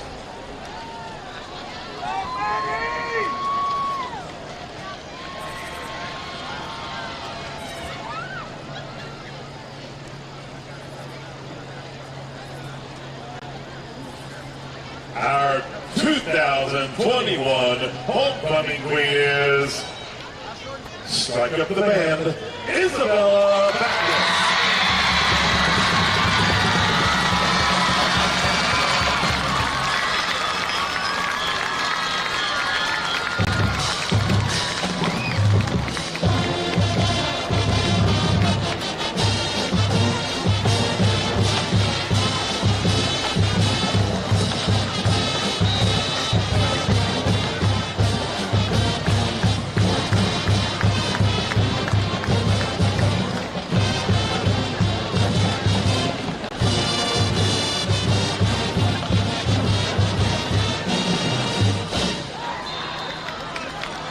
This concludes our homecoming queen and princess crowning. Tomorrow evening, this will conclude this year's homecoming festivities with a homecoming dance entitled A Night to Remember from 7 p.m. to 10 p.m.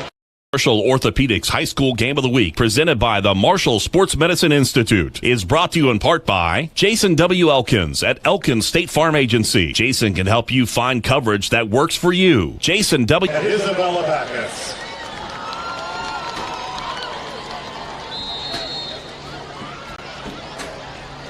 All right, for you people that dropped it a little. An injury at any age can be a game changer. But with walk-in clinics Monday through Saturday, the Marshall Sports Medicine Institute is ready to get you off the bench and back in the game. Marshall Sports Medicine Institute takes care of the herd. Let us take care of you. Oh no! What's wrong? Our bank just sold our mortgage to a company I've never even heard of before. I didn't understand that was something that could happen. This is an out-of-state company. Well, this isn't a decision we would have made. Looks like our bank made it for us. At Huntington Federal, we never sell the mortgages of those who've entrusted us with something as important as the financing of their home. Now what do we do? I'm going to get online and apply for a new Huntington Federal mortgage today. Huntington Federal. Local then, local now. Reggie Bush used to eat breakfast somewhere else, but then he tried Wendy's breakfast. Are those fresh eggs for me? He's become a really big fan of Wendy's breakfast. It's always bacon season over here. Tyler, please sign this for me. You the man, Tyler? Keep killing those breakfast sandwiches. I appreciate you. I will. Don't sell that online. Choose wisely. Choose Wendy's. Select breakfast croissants, now $1.99. Each of us carries an anchor. It can hold us back. But when we toss it forward into the future, something amazing happens. Our unique dreams built off hard work take shape. At Mount West, struggle does not mean defeat, and tough times will not divide us. So what are you waiting for? Enroll today. Go far, close to home. Mount West Community and Technical College. Let's go places. The all-new Thornhill Toyota on the Thornhill Motor Mile. Your total automotive experience just got better with one of the safest, most dependable lines of vehicles on the market. Toyota. Contact us today and let Thornhill show you what total automotive care is all about.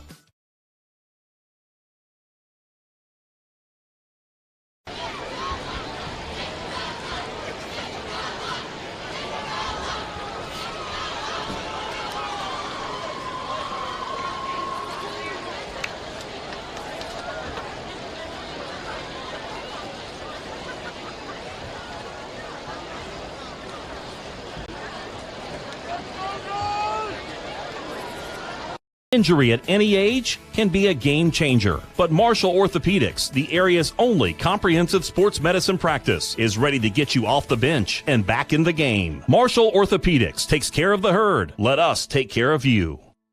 The Marshall Orthopedics High School Game of the Week, presented by the Marshall Sports Medicine Institute, is brought to you in part by Jason W. Elkins at Elkins State Farm Agency. Jason can help you find coverage that works for you. Jason W. Elkins, State Farm Agent, 4346 5th Street Road, Huntington. The Governor's Highway Safety Program wants to remind you to drive sober or get pulled over. And Kindred Communications, radio, digital, events, print, kindredcom.net. Thornhill is now your #1 destination for new and pre-owned Toyotas, plus our top-notch Toyota certified parts and service center. We're eager for this new opportunity to continue serving our local communities. Quality and support you can count on. The all-new Thornhill Toyota is here.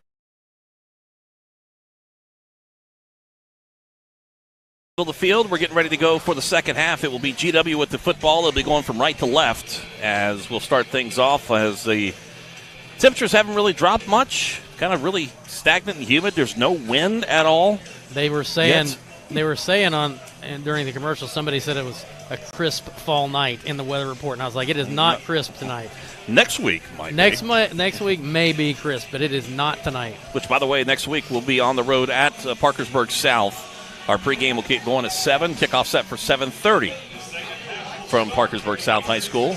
Back on the road again for the Knights to close out the season with games at Parkersburg South, and then to wrap things up at St. Albans.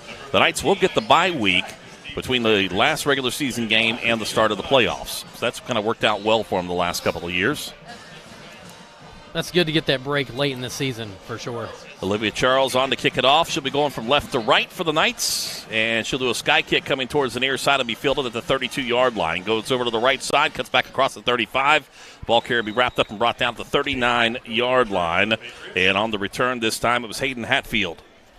Yeah, Hatfield with a short return out to the 39. It'll be 1st and 10 for the Patriots from their own 39.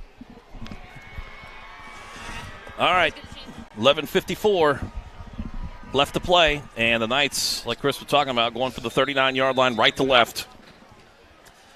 And the Patriots in the maroon pants, white jerseys, and the silver helmets tonight. And a handoff up the middle this time to the single ball carrier, and that is Valentine. Valentine gets across the 40 and works his way up to about the 42-yard line. They're still lining up receivers to keep keep Midland honest here on coverage. They're lining up their dangerous wideouts. Out wide, Taryn Fitzpatrick here to the near side, and of course Tyshawn Dews to the far side. Yeah, Dews split over to the far side over there. Yep. He draws the coverage from Alex Smith. Yeah. Here on the near side is Dom. Yep. Dom's in. So right side trips out of the shotgun, takes a snap for Fenwick. He sets up all kinds of time, has a receiver, makes the grab on the near side, turns upfield. It's Fitzpatrick, breaks the tackle, gets across the 50 inside Midland territory, and works his way down to about the 45-yard line. And on the tackle that time was Logan Fisher. He was able to get out of bounds, but the sticks will move inside Midland territory. 1st and 10 for GW at the 45. Clock stops with 10:55. Now it's set back in motion here in this third quarter. Fenwick gets the play call, gives it to his line, trips to his right, 2 wideouts towards the near side, the short side of the field. Fenwick out of the shotgun, fakes the handoff, fires back over to the far side. Dews makes a grab in the backfield, trying to break the tackles. He gets across the line of scrimmage at the 45, works his way down to about the 43-yard line. He did break the initial ankle tackle there. I think that was Haas. It is Will Haas on the stop. He actually went back after him. Haas had him by the ankle, and he got Logan Fisher to come in and finish it off. 2nd down and 9 coming up now for GW. 2 wideouts either way, single setback, offset to the left. That's Sack. Handoff is to Sack, goes up the middle, tries to break it out to the outside, breaks the tackle there, and he will not break away from the shoestring tackle over the far side. Is that again? I think it was Tevin Taylor in on the stop. Look and see. Ken Lewis coming in. on the stop. We've called Cannon Lewis's number a good bit this season as a sophomore. He is pretty savvy, too, for this Midland defense. Only about a 1 yard gain on the play. Brings up 3rd down and about 8. The ball at the 43-yard line. That was their first running play of the half. 2 wide outside the way. Newfield steps up, now fires back over towards the near side, looking for receiver. He makes the grab at the 36-yard line, and good enough for the first down. The pass and catch this time on the reception. It was Cam Reed, the senior. Devin Taylor in on the stop. That's a pickup of right at about 9. That's good enough for the first down. Yeah, Taylor on coverage takes him down over here on the Midland sideline, but they do get to move the sticks. Moving the sticks with that passing game. Only one running play here in this half, as now they're going to get the play running from the sideline. 1st and 10 for GW. Play clock down to 20. Coach Steve Edwards Jr. gets the play call in. Abe Fenwick will set up the line. 2 wideouts to his right, single to the left.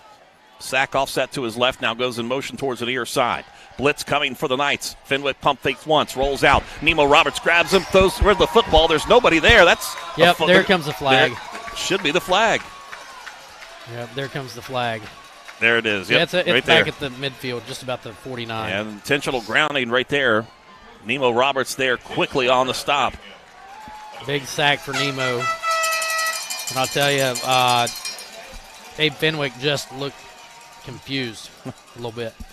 Credit the Midland defensive backfield to stay with their receivers. Not confused. I'll say that he had nothing downfield, so maybe nervous. Especially got Nemo Roberts, who's quick as he is, get the pressure on him to bring him down. Yeah, Fenwick's been pretty poised. Wrong word. Probably nervous because he heard the footsteps, and Roberts able to take him down in the backfield. It's going to be 2nd and 31 now. 3 wideouts to the right, 2 towards the near side. Fenwick out of the shotgun. Steps up, pump fakes, now feels pressure. Side steps, now throws back towards the near side looking for receiver. It's intercepted. Coming out with it. Who was coming out with it for the Knights? Is that Haas? That is Haas. Nope. Check that. That's Dominic Schmidt. Yeah. I hate these jerseys. I do too. Dominic Schmidt comes away with the interception, and he was just playing center field. 28-0 Marshall at North Texas now as they extend their lead. 1st and 10 now for Cabell Midland as they go from left to right. The ball at the 42-yard line with 8:40 left to play. Big interception for the Knights. Good field position. Definitely want to turn this one into some points. Out of the wishbone this time for the Knights. Fetty is the fullback. Handoff is to Moran. Moran turns up field. He gets across the 45. And they're going to say progress there at the 45. 2-yard pickup on the play. 2nd down and 8 headed your way for Cabell Midland. On the stop was Grant Plants for the Patriots.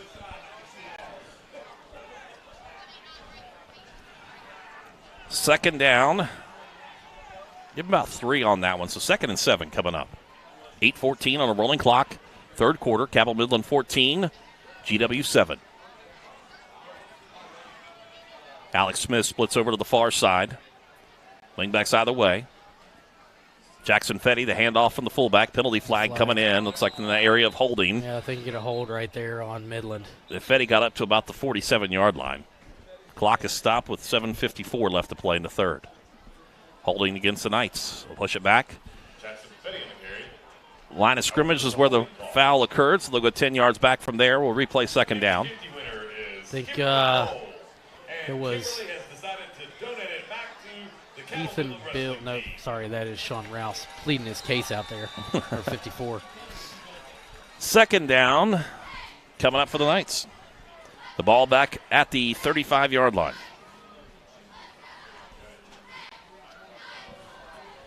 Loss of, obviously, with the penalty mark back 10. So 2nd down and about 19 coming up. All right, here goes handoff over to Chandler Schmidt, trying to turn it upfield, finding the open lane. Gets across the 40, somebody grabbing his jersey, and he carries him about another 6 yards. He powers his way up to about the 48-yard line. Yeah, he just kind of drug the defender there to finish off that tackle was number 31, Kyle Matthews. But Schmidt gets a good chunky yardage there on that carry.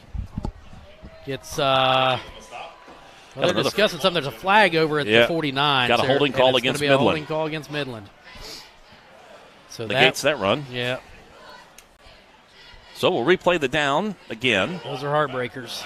This time it goes to the 38-yard line. So we gained 3 yards on it. Right. And we'll replay the down. Second 17. No, not 17. Second and 14. All right. I think. Yeah, it's about second and 14 coming up now for the Knights. Ball far hash mark. Fetty, the single setback, wing backs either way. There goes Moran in motion, jet sweep, hand off to him. He works behind the block, gets a great block on the near side, gets across the 40, stiff arms across the 45, and dives his way upfield to about the 47-yard line. Stays inbounds, clock continues to roll. Pick up of about 10 yards on the play. Peyton Coulter there to finish it off for the Patriots, but Moran gets to the 47, we'll call it, 48-yard line. 48-yard line, pick up a 10 on the play. So third down, a little better to work with than third and 14. Now you got third and about 4. Clock rolls, 6:20 left to play. Third quarter, Midland on top, 14-7.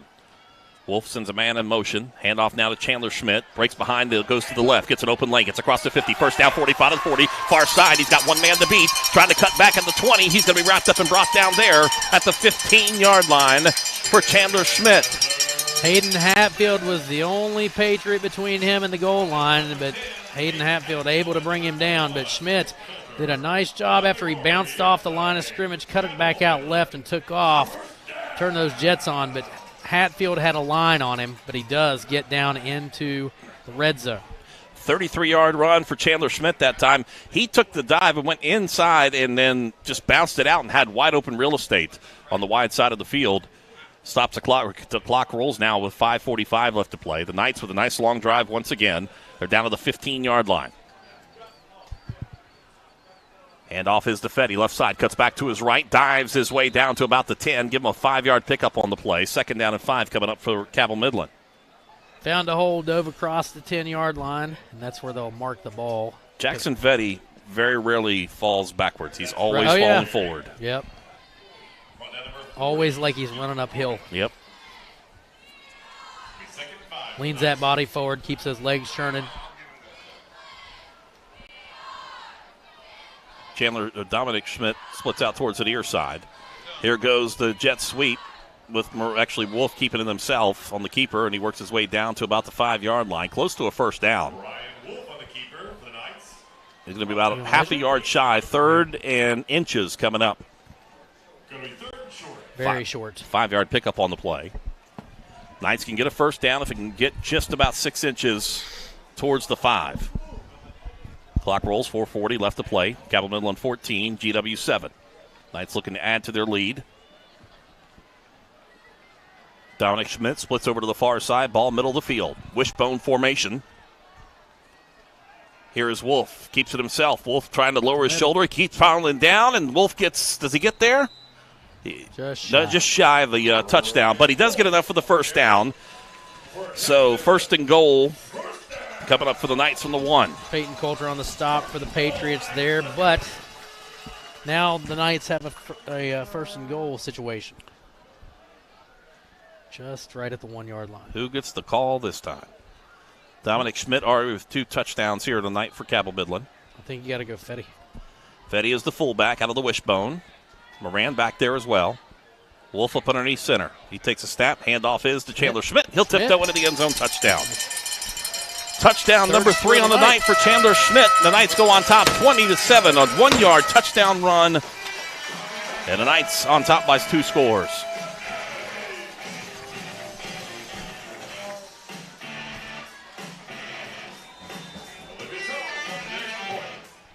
One-yard touchdown run for Chandler Schmidt equals his 3rd. The Knights lead at 20-7. Olivia Charles on to attempt. Its kick is up and perfect. 3:52 left to play. It's Cabell Midland 21, GW 7. Back after the 60-second timeout here on 97.9 The River. Great Sport Equipment wishes Coach Luke Salmons and the year, impaired drivers are the cause of 32% of all fatal crashes in West Virginia. On average, there are 9,000 drivers arrested each year for driving under the influence of alcohol and other drugs. Law enforcement wants to ensure drivers are making the right decision before they get behind the wheel. So if you have a friend or loved one that is too impaired to drive, take their keys, call a cab, or find them a safe ride home. In West Virginia and surrounding states, officers want to remind you to drive sober or get pulled over. Reggie Bush used to eat breakfast somewhere else, but then he tried Wendy's breakfast. Those Hey! Are those fresh eggs for me?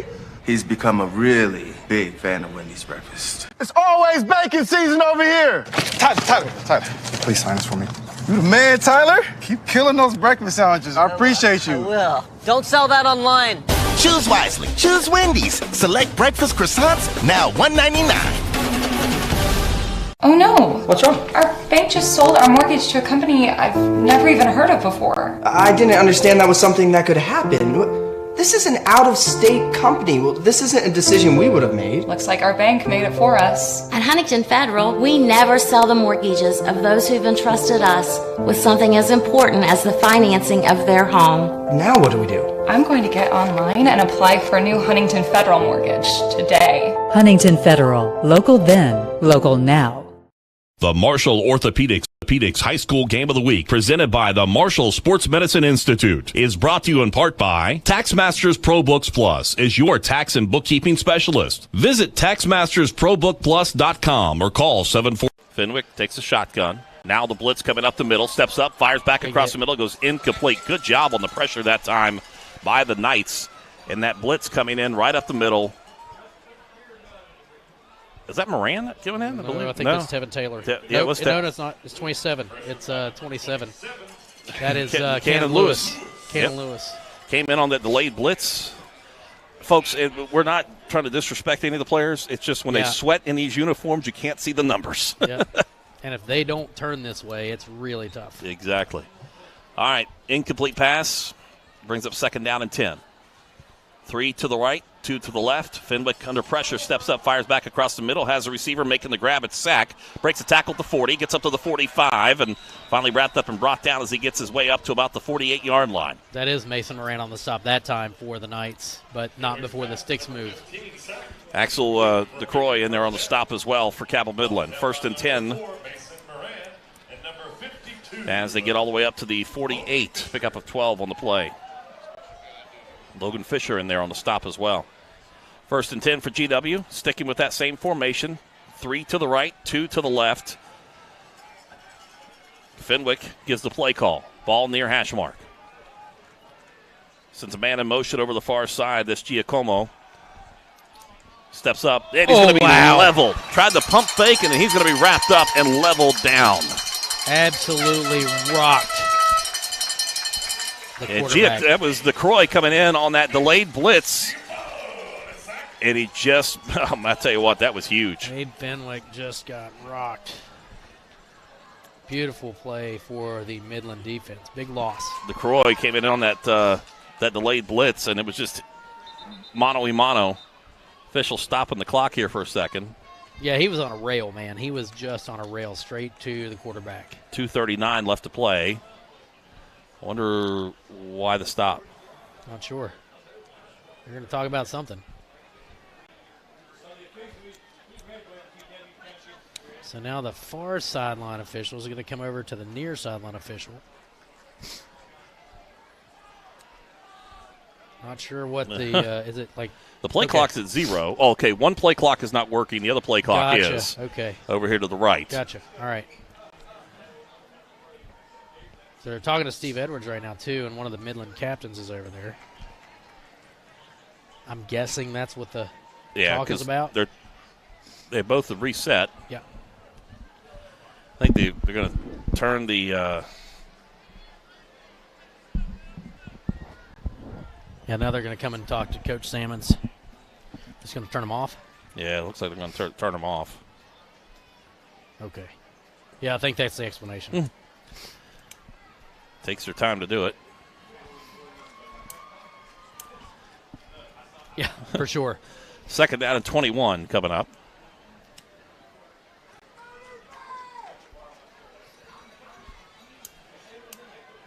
Get all the cast back into their positions. So they start the clock. The play clocks are shut off. All right, here we go. Fenwick out of the shotgun, sends a man in motion to the right. They're going to pass back, set it up the screen. Almost intercepted. Chandler Schmidt almost came away with a pick six on that one. He read that one the whole way. We got a penalty flag over on the far side. In front of the GW bench, we got a false start, actually legal formation against the Patriots. Man, Chandler Schmidt just about had that one. Those are the ones you just see slip trying to through set up Dews over there on the far side and setting up that screen pass, and Chandler read it the whole way. Yeah, he did. He did a nice job on his assignment. And those are the ones that you see over and over again. You replay those in your head. Well, because he had all kinds of real estate in front of him. False start against the GW. They're going to decline that penalty. Why not? Because it brings up third down now instead of getting second down and Country Mile.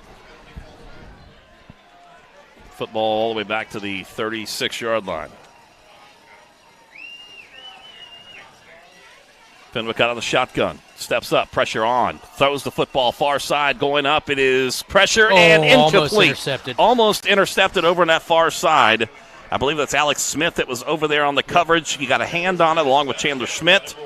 Pass intended for Dews, but Alex Smith almost came away with that one as he fell down to the turf. Nice coverage for the Knights. Dews actually had a short window there on the ability to catch that one, but nice coverage by the Knights and almost intercepted there as it bounced off of Dews. Rain's coming down. Yeah, seeing the umbrellas go up. It's not that hard yet. Come on, folks. Not yet. Not after what we saw last week. The Knights have to burn a timeout. Last week was an absolute monsoon. This is a drizzle, comparatively speaking. Coach no lightning. You could hear Coach Salmons all the way up here. Yep. He not happy because the Midland did not have the right personnel out there. Matter of fact, had too many players, and they were about to get whistled for that on the fourth down punt, so they had to burn the timeout. Yeah, definitely not happy. We'll keep it right here. 21-7 is our score. The Knights on top, looking forward to getting the football back. I really cannot even see the rain in the lights. You know, you can only see it. They're taking the umbrellas back down now. It was a short shower. Not even a shower. It was a little spit. Yeah. All right. Moorhead on to punt the football away. He stands back at his own 22-yard line. Chandler Schmidt back at the 28. High snap. And Moorhead rolls out, had all kinds of time, gets rid of it, a rugby-style punt. It will take a bounce for GW, gets across the 30, 25, 20. Big roll. And they're going to let it roll on down in the 15 and on down to about the 13-yard line. So great run after a high snap, and the Knights will start off deep in their own territory. Marshall 35, North Texas 7 in the second quarter.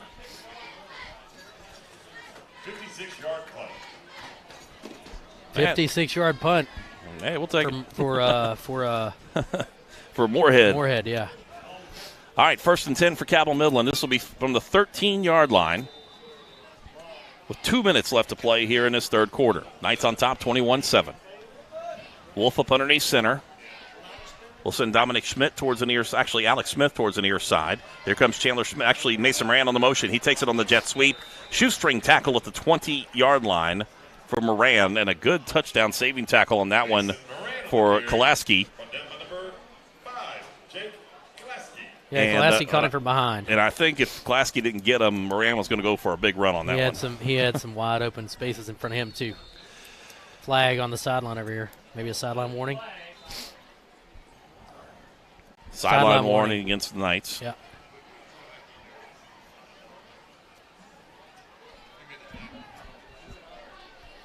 The official and Coach Salmons having a few words. That's been a common sight here this evening. Yep. All right, so 7-yard pickup on the play. 90 seconds left to play in the third quarter. Nemo Roberts sets up the offensive line. He has about a 4-yard gap between him and the guards.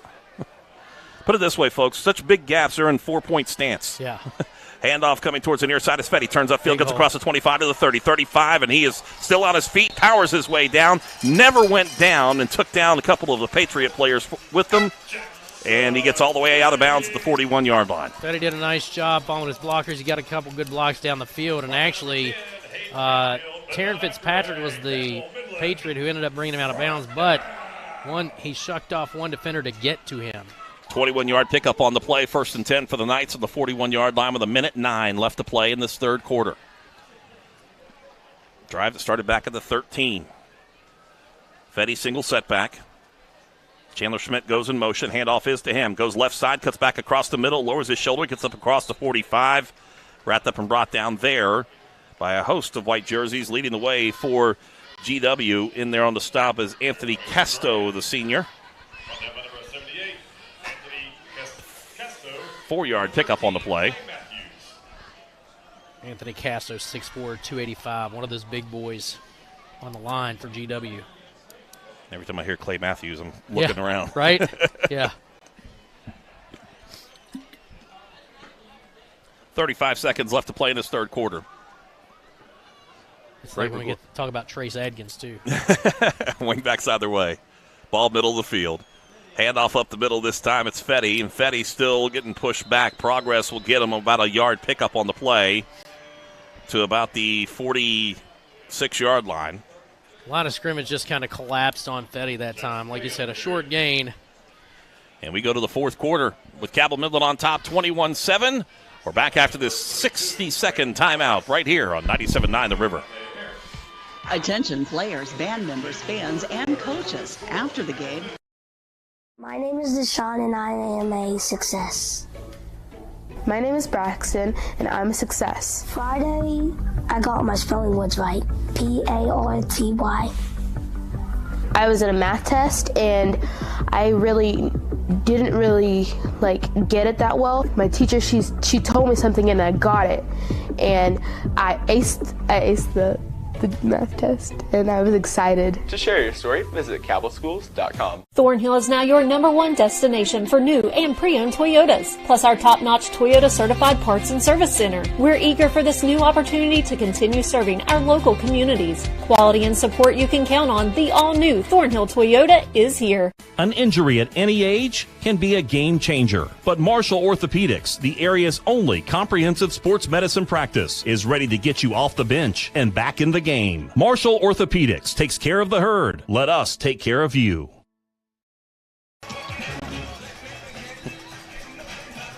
We're back here, and we're just sitting here in amazement, folks, as we look out here in the crowd. They're playing jump around, which for Chris and I is early college years for us. The parents are dancing, and they tried to get the student section to the dance. They're just sitting there sitting on their hands. The parents are tearing it up in the stands right now. Yeah, the parents are on it, man. They're having a good time. There's a few each way. Yeah, but blank stares from the student section. I said something about Rain Man the other night. Yeah. And none of my kids were like, what? What movie? That? What movie is that? All right, is that a weather guy? Yeah, right. All right, here we go. It is third down and about 5 for the Knights. There's the handoff coming to Chandler Schmidt. He breaks a tackle there, tries to break a second tackle as he dives forward. He's going to pick up a positive yard, but that's about it. But it's going to bring up 4th down and about 3. He fought for that yard for sure. They were all over him, and he fought for that yard, but it's going to bring up 4th down. 4th and 3 coming up for the Knights. Taryn Fitzpatrick on the stop for the Patriots. And Coach Luke Salmon's electing to go for it. With 11:30 left to play on a rolling clock here in this fourth quarter. Cabell Midland 21, GW 7. Knights going forward on 4th down. Alex Smith split out to the right. Single setback is Fetty. Here goes Moran in motion. Handoff to him on the jet sweep. Turns upfield, gets a gap, gets a 1st down, and then some. Gets across the 45 and works his way up to about the 42. Good enough for the 1st down for Cabell Midland. Good play call there for the Knights. They did end up picking that 1st down up in a, I won't say a gutsy call, but you certainly have a full quarter of play here. Those kind of 4th downs make me nervous. Picked it up, made it look pretty easy though. Some of the former Knights walking the sidelines here tonight. They honored the 2012 team. J.J. Roberts from Wake Forest is here to watch his brother and walked out with him on senior night on the off week for the Demon Deacons. Wingbacks either way. Here's the handoff to Fetty. Goes right back left and then turns upfield across the 40 down to about the 38-yard line. He has such great vision upfield. He finds that hole and reads that coverage and just gets a lot of hard yards, but when he finds that hole in an opening, he'll get you. He'll get you for some extra yards. 5-yard pickup on the play. 2nd and 5 coming up. A lot of times you think that hole closes up on Fetty, and then all of a sudden there he is, getting an extra 2 or 3. And always going forward with it. Fetty single setback. Wolf up underneath center.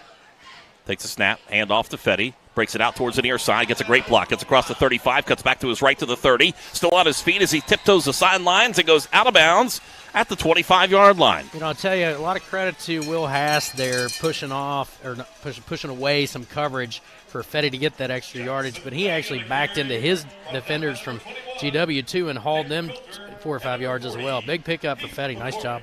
13-yard pickup on the play. First down for the Knights with 9:54 left to play in regulation.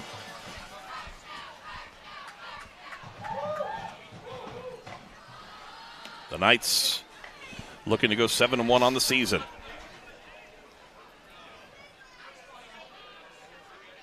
Lunsford, the tight end on the right side. Hagley out there as well.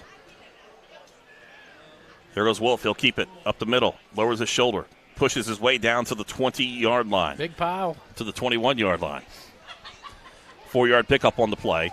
Not having to be flashy or anything else. You're taking what the defense has given you. 3 yards and a cloud of dust. We called it the Thornburg offense last week. And that's exactly what's happening. They're just taking what they're getting. They may pick up 2 yards here. They may pick up 12 on the next play and back. Yep. Heath McCormick on the stop there for the Patriots.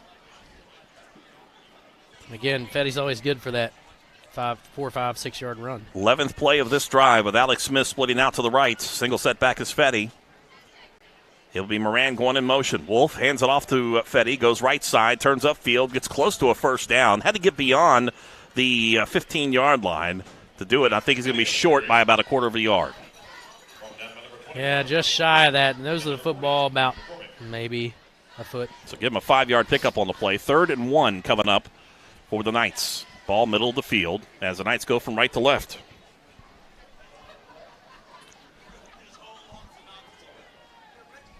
Knights taking their time.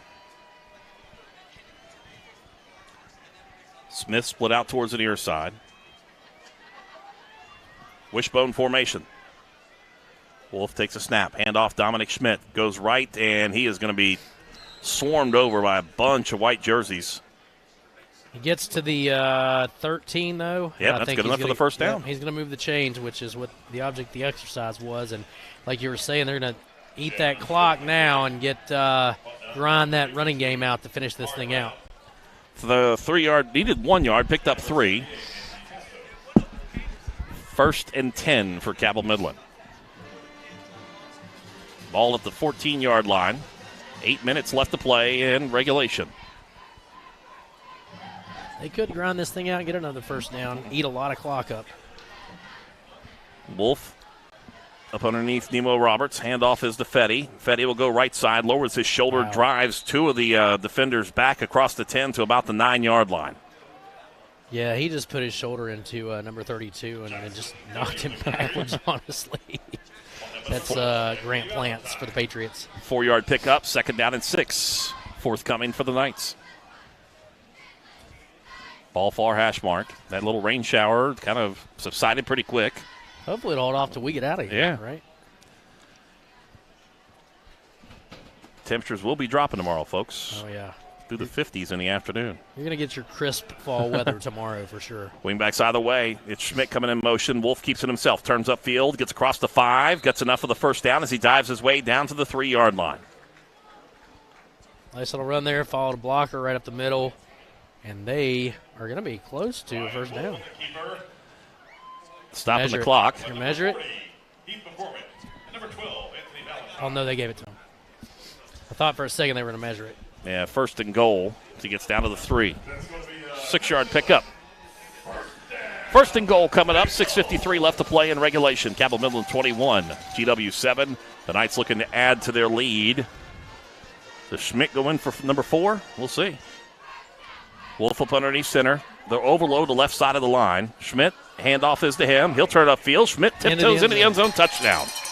Chandler Schmidt with touchdown run number 4, and the Knights go on top 27 to 7. Chandler Schmidt with his 4th score of the night. Olivia Charles coming out to add to her record-breaking totals this evening. 6:33 left to play.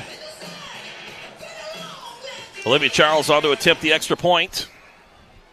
Nethercutt, the long snapper. Jackson Fetty, the holder. Good snap, good hold. Kick is up, and it is good. Almost scooted in there on the coverage was Kyle Matthews, but Olivia Charles put it in. 6:33 left to play. It's Cabell Midland 28 and GW 7. 60-second break here on 97.9 The River. At Advantage Toyota, we're making life a little. Did you know when you send or receive a text message, you take your eyes off the road for 5 seconds at 55 miles per hour? That's like driving more than the length of a football field blindfolded. As a result, thousands of people die every year in crashes related to distracted driving.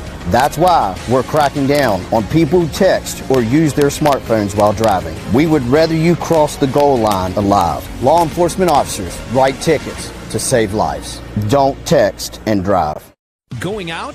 Hungry? Have kids? Looking for a fun, casual joint? Then Roosters at Pullman Square in Huntington is the place to be. Bring the kids 12 and under on Tuesdays, and they eat for just 99 cents all day long. That's right, an entree, 2 sides, and a drink for less than $1. Plus, Tuesday at Roosters means a featured appetizer all day for just $2. Roosters will lighten your mood and not your wallet. And you can always enjoy your favorite sports on Roosters 40 TVs. Roosters at Pullman Square in Huntington. A fun, casual joint. Time at 97.9theriver.com. Officials pretty quick getting the football kicked off as Sack got the football off. They bobbled it for GW and was able to make a couple of positive yards. They got it up to about the 30-yard line. So 1st and 10 now for GW. 6:26 left to play in regulation. And it's Midland on top by 3 scores, 28-7.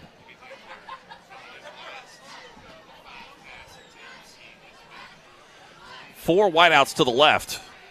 They're going to pass it downfield, looking for the receiver. Goes up, in and out of his hands, incomplete. The pass intended for Hatfield. He was bumping down there on the far side with Dominic Schmidt. With Mason Moran, I believe, over there. On the coverage. And it'll be 2nd down and 10. Yeah, threw the deep ball, and Midland did a nice job on coverage. I still am looking for... That was Dominic Schmidt over there on that far side that was on the coverage. Gotcha. Folks, they've sweated so much on these jerseys you can't see the numbers. Hurry up offense now for GW. Listen, a man in motion. Then swing pass coming to him towards the near side. It goes incomplete, out of bounds. And the pass intended over on the near side for Isaiah Townsend. Just overthrew him a little bit. Yep. Fenwick is trying to rush things a little bit. Yep. Wholesale substitutions coming up now for the Patriots. 3rd down and 10.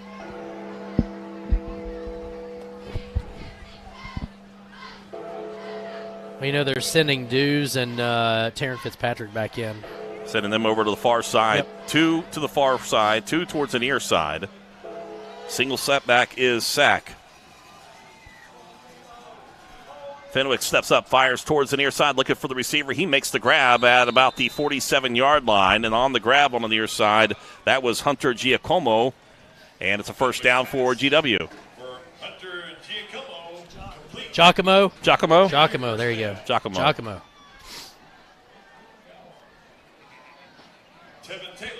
Tevin Taylor on the stop there, but surely they were looking at Tyshawn Dews and Taryn Fitzpatrick heavily on that play. 18-yard pickup on the pass and catch. A nice show blitz. They'll fall back. Fenwick will look back over to the far side. Gets the play call from Steve Edwards Jr., the head coach. Trips to the left, single wide out to the right. They'll do that screen pass over there again to Dews. He tries to do that slip screen, and he doesn't go anywhere. Wrapped up and brought down over on the far side. Good job defensively by the Knights. I think that was DeCroy again, and they're on a stop. Yes, it was. Yep. Only pick up of 2 yards. Trying to change things up a little bit there. Going with a short pass and hoping Dews' speed would win out. The Knights did a nice job on coverage that time. Gets them up to about the 50-yard line, just beyond the 50. Quick pass back over to the left, and it goes nice incomplete. Coverage. They're going to give him no they're going to call coverage on the far side. Yeah, he was over top of him a little bit, and that's probably a judgment call. Hayden Hatfield, the intended receiver, it falls incomplete, but they're going to get the flag on the pass interference call.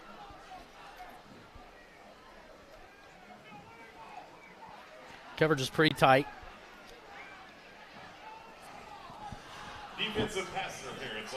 So mark the football all the way down to the 35-yard line.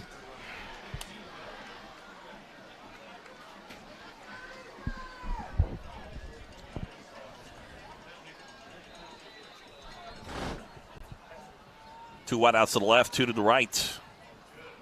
Handoff is to the back and sack, and he drives his way forward across the 35.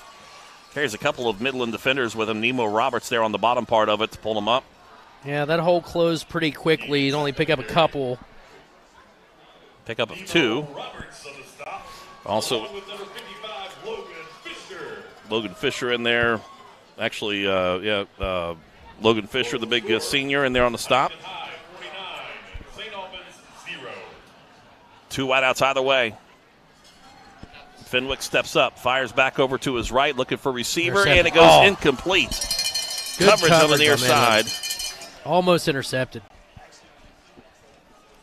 That's Alex Smith once again, and he landed straight on his back, so it took a little bit of a second to get up, but a good job on the coverage. 3rd down and 9 coming up once again. Yeah, probably knocked the wind out of him a little bit. He actually flat back, but a nice job on coverage for Smith. It'll bring up 3rd down. Another local score, Spring Valley 42, Capital 0. Capital having a tough year. Oh, yeah. They haven't scored in 2 games. No. 3 wideouts towards the near side. Fenwick steps up. Now with the pressure. Fires back across the middle. It goes incomplete. Almost intercepted again by the Knights. Got a penalty flag holding call against GW. And that marker was all the way back at the 43-yard line. They're going to go 10 yards back from that. Now, if you're Coach Luke Sammons, do you decline it and go for 4th? I would. I think I would. I'd trust my defense. He's going to push him back. Yeah, he is. Holding on George Washington. He's going to mark him back and have him repeat 3rd down.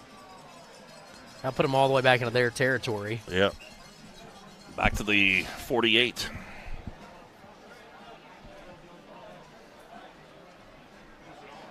Third and a mile, actually.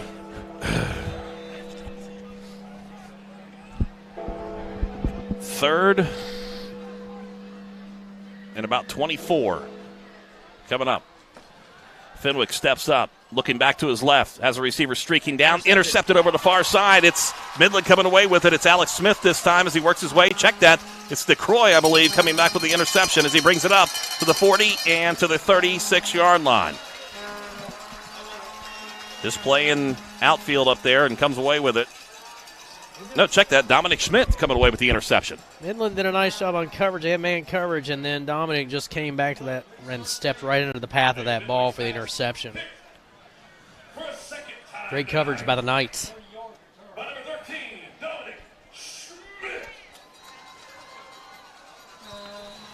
Stops the drive, and the Knights get it back with 4:31 left to play in regulation. They're on top 28-7. You'll see some clock milking now. Alex Smith split out towards the near side. He's got the green gloves on tonight. Here's a handoff to Dominic Schmidt to Chandler Schmidt coming towards the near side of 35 to the 30. He gets across the 30, and he's wrapped up and brought down as he gets down to the 28-yard line. On the stop for GW, coming in was Heath McCormick. You can always tell Chandler he's got the difference is he's got the white tape on the back of his arm, so you know it's him.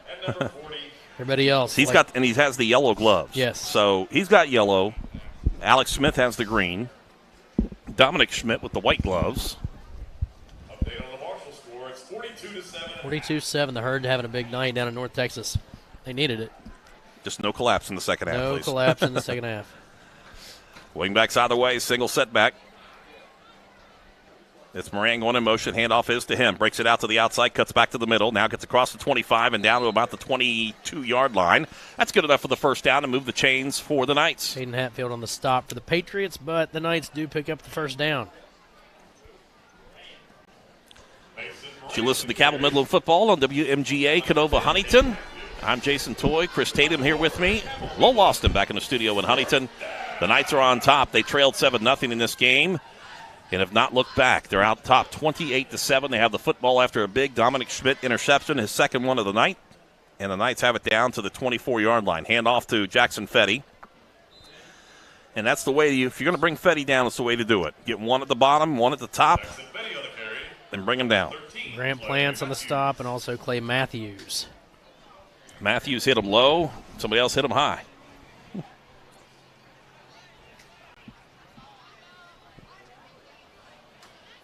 .253 on a rolling clock. The Knights taking their time, letting the clock roll down. 28-7 our score.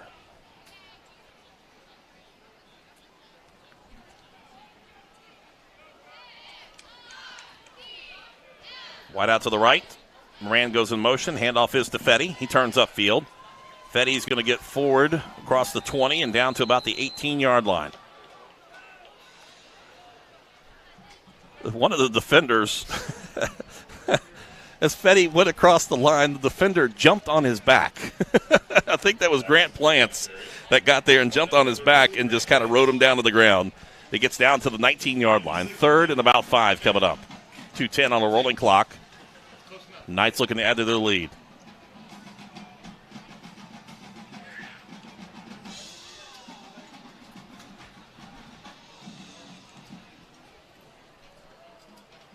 Smith split out to the right. Fetty single setback. Mason Moran goes in motion. Wolf runs the option to his right, keeps it himself, turns upfield, gets a great block from Smith, turns across the 5, back to the middle of the field, and knocked down at the 4.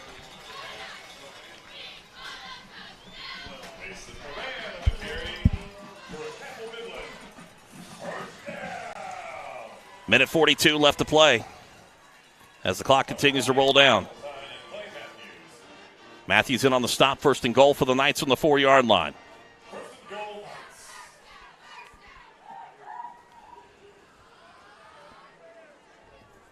Smith split out towards the near side, wingbacks either way. Chandler Schmidt coming in motion, gets the handoff on the jet sweep, hitting the backfield, turns up the field, gets across the 5, and then he gets leveled back at the 4. So no gain on the play. It'll bring up 2nd and goal. 1:10 on a rolling clock. The Knights will move on to 7-0 on the season. Hit the road next week to take on Parkersburg South. For GW, they will drop to 4-3, and they will have a matchup at home against Woodrow Wilson. 53 seconds left to play in regulation. 2nd down and goal. The ball right about the 4.5-yard line. Wishbone with Wolf up underneath center. He'll take the snap. He'll keep it himself. Works behind that block from Fetty. Dives back across the middle. Dives into the end zone. Are they going to say he's in? Yes, he is. Touchdown. 2nd effort there by Ryan Wolf. Gets the Knights on the scoreboard again. And it's Ryan Wolf's first score of the night.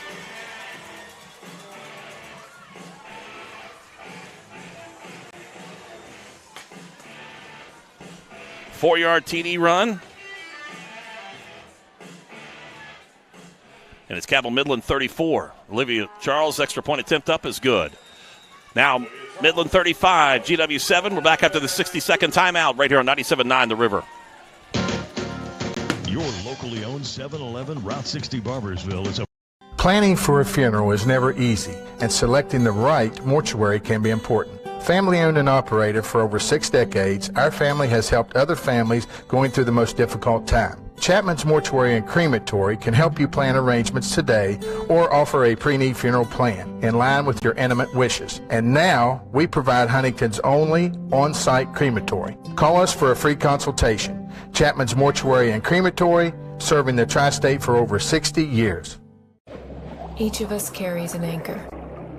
It can hold us back. But when we toss it forward into the future, something amazing happens. Our unique dreams built off hard work take shape. At Mount West, struggle does not mean defeat, and tough times will not divide us. So what are you waiting for? Enroll today. Go far, close to home. Mount West Community and Technical College. On 97.9 The River. On the kickoff this time, it is Isaiah Townsend on the return, and he brings it all the way back up to about the 42-yard line. Hassett on the stop, and it'll be 1st and 10 for GW with 29.3 seconds left to play in regulation. coaching staff or the officials looking back over to the far sideline. They're going to do football in.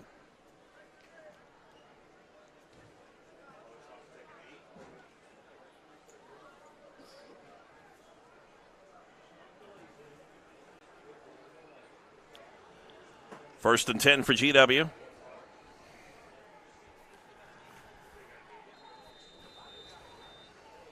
Fenwick looks like he's just going to take the knee.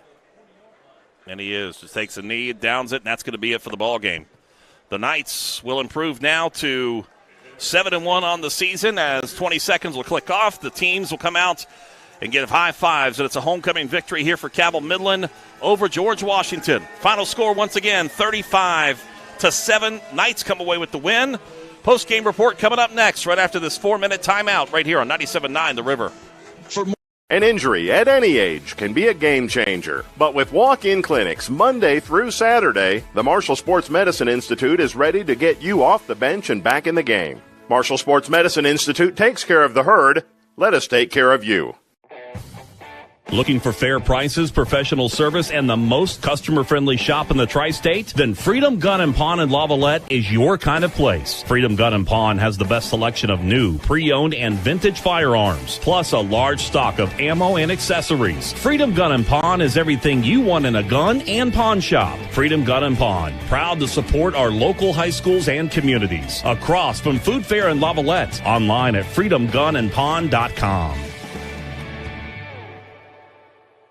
Let's go places. The all-new Thornhill Toyota on the Thornhill Motor Mile. Your total automotive experience just got better with one of the safest, most dependable lines of vehicles on the market. Toyota. Contact us today and let Thornhill show you what total automotive care is all about. It's been mashed by a runaway garbage truck.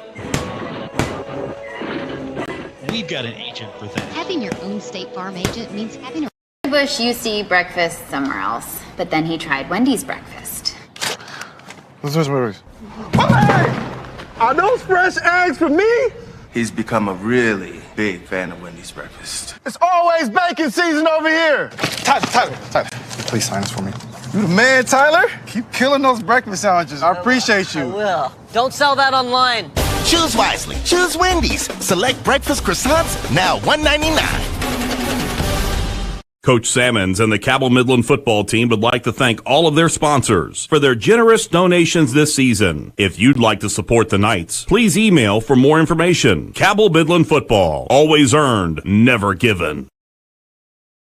An injury at any age can be a game changer, but Marshall Orthopedics, the area's only comprehensive sports medicine practice, is ready to get you off the bench and back in the game. Marshall Orthopedics takes care of the herd. Let us take care of you. With over 50,000 square feet of warehouse space in their 3 locations, they strive to have their customers' OEM parts. Been to Oscar's Breakfast, Burgers, and Brews lately? Notice anything new? How about breakfast served all day? Plus burgers served all day. In fact, everything in the menu is now available from open till close. And space, a heck of a lot more space, at their brand new location in the River Place Plaza in Barboursville. Oscar's Breakfast, Burgers, and Brews. Order online at oscarsbbb.com.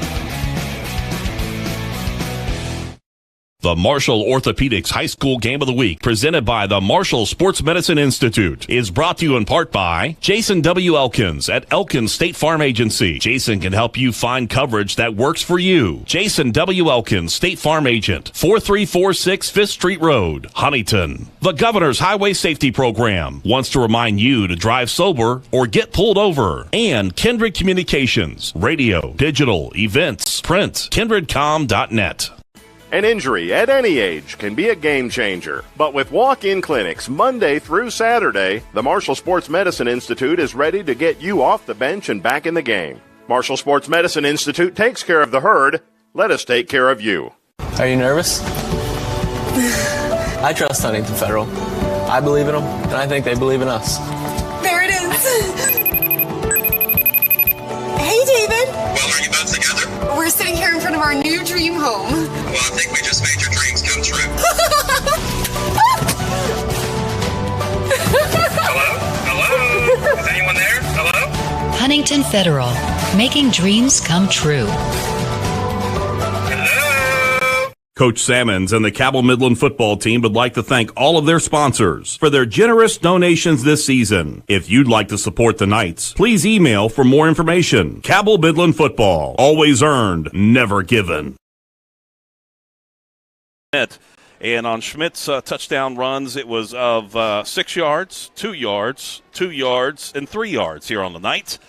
Field position, big key here tonight for the Knights, as they didn't put up a ton of yardage on the night. I mean, they went over 300 and something, almost 400 yards. But took advantage of what they had. They had the very balanced attack tonight. Chandler Schmidt, 12 carries, 89 yards, 4 touchdowns. It was Jackson Fetty, 17 carries, 92 yards on the night. Mason Moran, 10 carries, 77 yards. Ryan Wolf, 8 carries, 39 yards, and a touchdown. And Taylor with 3 carries and 23 yards. Wolf with 1 completion on the night for 44 yards. So a good balanced night tonight for Cabell Midland. The other side of the football, in Abe Fenwick, we knew they were going to pass the ball a lot, and they did. 16 of 29, 163, 2 interceptions.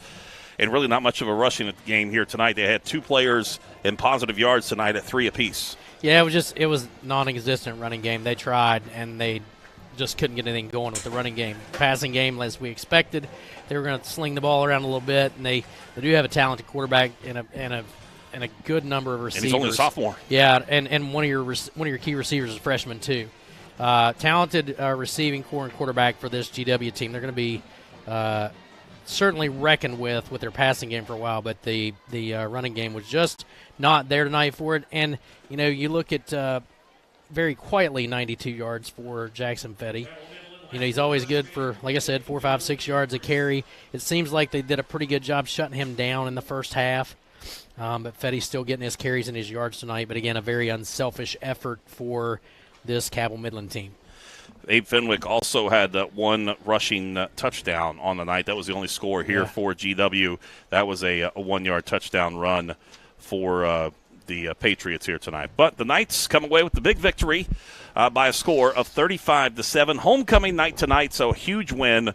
So congratulations to Coach Luke Salmon's squad. And if my math is correct, Luke Salmon's now improves his record to 108-30 as the head coach at Cabell Midland. It's pretty good numbers, right? Pretty there. Good for 11th year at the. It's hard to believe he's been here 11 years already. Wow.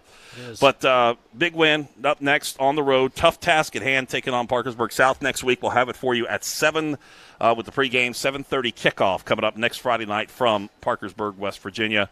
So a big thanks to Lowell Austin back in the studio. Thanks to my partner in crime, Chris Stadium. And our thanks to you folks for spending your Friday evening with us, checking in as the Cabell Midland Knights come away with a big homecoming victory, 35-7, as the Cabell Midland Marching Band gets ready to perform their award-winning performance here as they get ready. I forgot to neglect it on this. Tip of the cap to them. Picked up some wins last week at Parkersburg. They will be off this weekend. It's no competitions for the band. They get a chance to rest. And welcome back to Tim James. Tim James, that's right. Tim James was back here tonight for a little bit. I don't think he stayed for the whole game, but rightly so. But Tim James has been the band director here for so many years, so many state championships under his belt. And 9 straight. A fantastic job with this band. 9 straight. They're looking for number 10 next week in Charleston, so the best of luck to them. For our entire crew, thank you, folks, for joining us. Have a great, safe weekend, and we'll talk to you next Friday night. Once again, Cabell Midland 35, George Washington 7 for the entire crew. Good night, everybody.